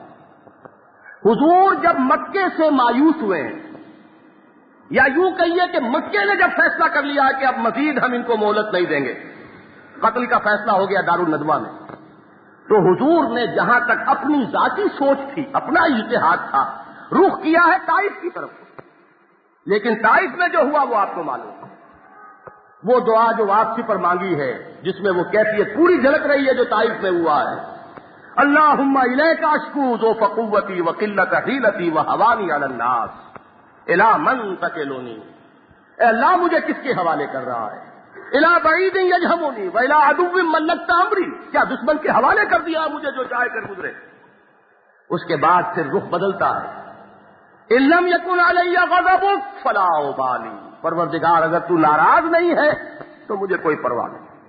پھر حج کے بعد آباد سر تسلیم ہم ہے جو مزاج یار میں آئے، نہ شبد نصیب دشمن کے شبد ہلا کے تیغت، سر دوستاں سلامت کے تو خنجر آزمائی، فلا ابالی، مجھے کوئی پرواہ نہیں۔ اگر یہی تیری رضا ہے اور اسی میں تیری رضا ہے تو ٹھیک ہے حاضر۔ وہ ہے یوم طائف، واپس آئے ہیں تو مکے میں داخلے کا امکان نہیں ہے۔ مطعم بن عدی کی امان لے کر محمد داخل ہوئے مکے میں، سیرت کے واقعات ہیں آپ کے علم میں ہوگا، تو یوں سمجھیے کہ حضور کی اپنی جد و جہد ہے، سوچ ہے، چل رہی ہے، اللہ کا فیصلہ کچھ اور ہے۔ مدینے کی طرف سے کھڑکی کھلتی ہے، حضور وہاں گئے بھی نہیں، 6 آدمی آ گئے، ایمان لے آئے، اگلے سال 12 ہو گئے۔ انہوں نے کہا کہ کوئی ایک جانثار دیجئے جو ہمیں قرآن پڑھائے۔ دیکھیے العود علی البد، بات پھر وہیں آ گئی۔ مدینے میں دعوت کے لیے کس کی ضرورت ہے؟ قرآن پڑھانے والے کی۔ قرائے فال بنا میں من دیوانہ زدن مصعب بن عمیر کو بھیجا جاتا ہے، قرآن پڑھاؤ ان کو۔ دعوت کا وہ مرحلہ ہے اب جو مدینے میں شروع ہو رہا ہے، جو یہاں مکے میں 10 برس پہلے، 11-12 برس پہلے شروع ہو چکا تھا، وہ اب وہاں شروع ہو رہا ہے۔ محمد کا کوئی جانثار جائے اور لوگوں کو قرآن پڑھائے۔ مصعب بن عمیر گئے ہیں، ان کا نام ہی وہاں مقری پڑ گیا، جال مقری، وہ مقری آ رہے ہیں پڑھانے والا قرآن کا۔ نتیجہ یہ ہے کہ 1 سال میں 75 کی کمائی لے کر حاضر ہوتے ہیں حضرت مصعب بن عمیر، اور بیعت عقبہ ثانیہ ہوتی ہے۔ بتائیے یہ فیصلہ اللہ کا ہے یا محمد کا ہے صلی اللہ علیہ وسلم؟ یہ تو اللہ کا فیصلہ ہے۔ کب کہاں وہ اس کے لیے تمکن پیدا کرے گا، کب کہاں کس گوشے سے راستہ نکلے گا، یہ صرف اللہ کے حوالے۔ یہی وجہ ہے کہ اللہ نے اسے اپنے ذمہ لیا، الذین ان مکناہم فی الارض اقاموا الصلاۃ وآتوا الزکاۃ وامروا بالمعروف ونہوا عن المنکر، وہ لوگ کہ جنہیں اگر ہم تمکن عطا کر دیں تو پھر وہ امر بالمعروف کریں گے، نہیں انل منکر کریں گے، نماز قائم کریں گے، زکوٰۃ ادا کریں گے. لیکن یہ کہ مکناہم فی الارض، یہ اللہ کا فیصلہ ہے. کام کیے چلے جانا، وہ دعوت، وہ تربیت، وہ تنظیم. اور ہجرت کیا ہے؟ پوچھا گیا حضور سے ای الہجرت افضل یا رسول اللہ، اور آپ فرماتے ہیں کہ ان تہجر ما کرہ ربک. اور تنظیم کا لازمی نتیجہ ہجرت کیوں ہے یہ بھی سمجھ لیجئے. جو محمد سے جڑے گا اسے کٹنا پڑے گا ماں باپ سے، اسے کٹنا پڑے گا اپنے رشتہ داروں سے. جو یہاں آئے گا، یہ جو جڑنا ہے اس کے ساتھ کٹنا لازم ہے. کہیں سے کٹو گے تو کہیں جڑو گے. ہجرت اسی وقت شروع ہو گئی جب محمد کے ہاتھ میں ہاتھ دے دیا. کتنوں کو گھروں سے اسی وقت نکال دیا گیا. وہ بھی ہیں کہ جنہیں مادر ذات برہنہ گھروں سے نکالا گیا ہے کہ تم نے اگر اپنے باپ کا دین چھوڑا ہے تو یہ باپ کے کپڑے، باپ کی کمائی کے، اس پر بھی تمہارا حق نہیں ہے، ننگے نکلو یہاں سے. ہجرت شروع ہو گئی، گھر سے نکلے ہوئے ہیں. وہی ہجرت سے آگے جاتی ہے، اسی میں پھر وطن کر کے وطن بھی ہے. لیکن یہ ہے کہ یہ ہجرت اور جہاد اور قتال، وہ جس کے اندر کے جد و جہد ہے، وہ کشمکش ہے، اس کا ایکٹیو ریزسٹنس کا دور ہے، اس کا عام کانفلکٹ ہے. مجھے تفصیل میں جانے کی ضرورت نہیں. بدر اور احد اور احزاب اور صلح حدیبیہ اور فتح مکہ، اس سے کون مسلمان واقف ہے؟ غزوہ حنین کو کون نہیں جانتا؟ یہ مراحل جو ہے اس کے لیے تو کوئی پیشگی خاکہ کوئی شخص نہیں دے سکتا. جو دیتا ہے غلطی کرتا ہے، اور بعد میں اس کے گلے کا ہار بن جاتی ہیں وہ تحریریں. یہ یوں ہوگا اور یہ یوں ہوگا. ایک وقت میں تو بڑا انسان سمجھتا ہے کہ میں لال بھجکڑ بن کر آگے کی باتیں کر رہا ہوں، اور پھر وہ وقت آتا ہے کہ وہی تحریریں جو ہے وہ اس کے پاؤں کی بیڑی بن جاتی ہے کہ یہ میں کیا کہہ بیٹھا تھا. لہذا اس میں ضرورت اس بات کی ہے کہ گھٹنے ٹیک دو پہلے ہی. ہمیں نہیں پتا، ہمیں تو معلوم ہے کہ فرض ہمارا یہ ہے، ادعو الی سبیل ربک بالحکمت والموعظۃ الحسنۃ وجادلھم باللتی ہی احسن. یہ کام شروع کرو. دعوت اور تربیت قرآن کی بنیاد پر، تنظیم بیعت کی بنیاد پر، اور اس میں اب ترک و اختیار. تمہاری دعوت کا ایک دائرہ وسیع سے وسیع تر ہوتا چلا جائے. حلال اور حرام کو اپنے اوپر نافذ کرو. جو چھوڑنا ہے چھوڑو چاہے کتنا ہی نقصان ہو. جو کرنا لازم ہے وہ کرو چاہے وہ کتنا ہی کٹھن نظر آ رہا ہو. یہ مرحلہ، یہ جد و جہد بڑھتی چلی جائے گی. آئندہ کے مراحل کو کوئی نہیں جانتا کہ کیا ہوں گے، یہ صرف اللہ کے علم میں ہے. بالکل یہ امید نہ رکھیے کہ ہم اپنی زندگیوں کے اندر کوئی انقلاب دیکھ لیں گے، کچھ پتہ نہیں. اسی لیے یہ سورہ صف کے اندر جو آپ نے سنا بڑی پیاری تقسیم ہے. 4 چیزیں وہ ہیں کہ ذالک الفوز العظیم. اصل کامیابی یہ ہے جہنم سے چھٹکارا پا جاؤ، جنت میں داخلہ مل جائے، مغفرت ہو جائے. تو مساکن طیبۃ فی جنات عدن، ذالک الفوز العظیم. ہاں وہ وقت آ سکتا ہے، اللہ لائے. ہم نہیں کہہ سکتے کہ کتنے لوگوں کے بعد وہ آئے گا. ہو سکتا ہے کئی نسلوں میں یہ جد و جہد چلے. یہ پہلی مرتبہ ہوا محمد کی زندگی میں کہ ایک لائف سپین میں سارے مراحل طے ہو گئے، اور وہی آخری مرتبہ بھی ہے. نہ پہلے کبھی ہوا نہ بعد میں کبھی ہوگا. کوئی شخص یہ سمجھتا ہے، اس کے دماغ میں یہ خناس ہے کہ جلدی جلدی کر کے سارے مرحلے میں طے کر لوں. اب میری جو قریب نظر آ رہی ہے موت، تو یہ سارے مراحل مجھے جو ہے بہرحال اسی لائف سپین میں طے کرنے ہیں. تو بڑی حماقت میں مبتلا ہے، بڑی جہالت میں مبتلا ہے. یہ تو ہو سکتا ہے کہ ہم ایک قدم آگے بڑھائیں، بعد کچھ اور آگے اگلی نسل میں بڑھے. اللہ تعالیٰ کو اگر یہ منظور ہو کہ ہم اپنی آنکھوں سے دیکھ لیں، وہ اخرا تحبونھا نصر من اللہ وفتح قریب، وہاں پہنچ جائیں تو کیا کہنے. لیکن تیار رہیے اس کیفیت کے لیے جسے شاعر کہتا ہے کہ یہ فصل امیدوں کی ہمدم اس بار بھی غارت جائے گی. سب محنت صبح شاموں کی اب کے بھی اکارت جائے گی. دھرتی کے کونوں کھدروں میں پھر اپنے لہو کی کھاد بھرو، پھر مٹی سینچو اشکوں سے، پھر اگلے رت کی فکر کرو، پھر اگلے رت کی فکر کرو. جب پھر ایک بار اجڑنا ہے، ایک فصل پٹی تو بھر پایا، تب تک تو یہی کچھ کرنا ہے جب تک کہ یہ عزم مصمم نہ ہو. کامیابی بظاہر دنیاوی طور پر سامنے آتی ہے یا نہیں آتی، ہم پر جو فرض ہے وہ محنت ہے، وہ جد و جہد ہے. جو کچھ ہمارے اندر ہے اس کو نکال کر میدان میں رکھ دیں. اور اس کا نقشہ یہ ہے اسوہ محمدی علی صاحب الصلاۃ والسلام. لقد کان لکم فی رسول اللہ اسوۃ حسنہ. یہ ہے میرے نزدیک اس آیہ مبارکہ کا اصل حاصل. میں اسی پر اپنی گفتگو ختم کر رہا ہوں. لیکن چونکہ آج کا یہ اجتماع میں نے عرض کیا تھا یہ سلسلے کی کڑی ہے. اگر جو بھی تقریریں میری مختلف جگہوں پر کراچی میں ہوئی ہیں اس کے بعد اب یہ نقشہ کہ ذرا قدم بقدم ایک ایک چیز کے تعین کے ساتھ میں بتاؤں کہ اصل میں کرنے کا کام کیا ہے، اور اس معاملے میں اللہ کے رسول کا اسوہ کیا ہے، عملی رہنمائی کیا ہے، وہ میں نے اپنی امکانی حد تک آج آپ کے سامنے رکھا۔ اب جو لوگ اس کام کے لیے تیار ہوں، جو اس کے لیے آمادہ ہوں، میں عرض کر دوں نہ اس میں کوئی ادعا ہے، نہ اس میں کسی درجے میں کوئی تعلی کا پہلو ہے، اللہ جانتا ہے۔ میرا معاملہ کیا ہے کہ بالکل بچپن میں علامہ اقبال کی شاعری وہ میری تقریروں سے درسوں سے بھی واضح ہو جاتا ہے، اس نے ایک مبہم سا جذبہ پیدا کر دیا تھا، اسلام کی نشأت ثانیہ، کتاب ملت بیضا کی پھر شیرازہ بندی ہے، یہ شاخ ہاشمی کرنے کو ہے پھر برگوبر پیدا، ایک امنگ، ایک جذبہ، ایک امید، نوا پیرا ہو اے بلبل کے ہو تیرے ترنم سے کبوتر کے تنے نازک میں شاہی کا جگر پیدا۔ یہ میں بچپن میں 5ویں 6ٹھی میں تھا تو میں یہ گنگنایا کرتا تھا، ایک جذبہ تھا۔ پھر ایک دینی تحریک کے ساتھ عملاً وابستگی ہوئی جو اسی اصول پر قائم ہوئی تھی، اسی شہادت علی الناس کے لیے، اسی التزام جماعت کی یہ حدیث، یامرکم بخمس بالجماعت والسمع والطاعت والہجرت والجہاد فی سبیل اللہ، یہ کہ یہ فریضہ شہادت حق مسلمان کے ذمے ہے، اور اللہ کے دین کو برپا کرنا، نافذ کرنا اور قائم کرنا مسلمان کی زندگی کا مقصد ہے۔ میری زندگی کا مقصد تیرے دین کی سرفرازی، میں اسی لیے مسلمان، میں اسی لیے نمازی، میں اس کے ساتھ وابستہ رہا زمانہ طالب علمی اور اس کے بعد بھی کچھ عرصے، لیکن پھر مجھے محسوس ہوا کہ وہ تحریک سیاست کے دلدل کے اندر پھنس گئی، لاکھ سمجھایا کہ خدا کے لیے اب بھی باز آ جاؤ، اس کی کمٹمنٹ بڑھتی چلی گئی، بنیادی کام گھٹتا چلا گیا، گھٹ گئے انسان بڑھ گئے سائے، جہل خرد نے دن یہ دکھائے، گھٹ گئے انسان بڑھ گئے سائے، بنیادی کام گھٹتا چلا گیا، سیاست کے اندر بڑھتے چلے گئے، نتیجہ وہ ہے جو نگاہوں کے سامنے ہے۔ سن 57 میں وہاں سے جدا ہوا تھا، اس کے بعد الحمدللہ کہ کوئی وقت ایسا نہیں گزرا ہے کہ اس مقصد زندگی سے کبھی کوئی ذہن جو ہے وہ دور ہوا، اس میں انفرادی سطح پر بھی کام کیا ہے۔ عزم یہی تھا کہ پھر اجتماعی جد و جہد ہوگی۔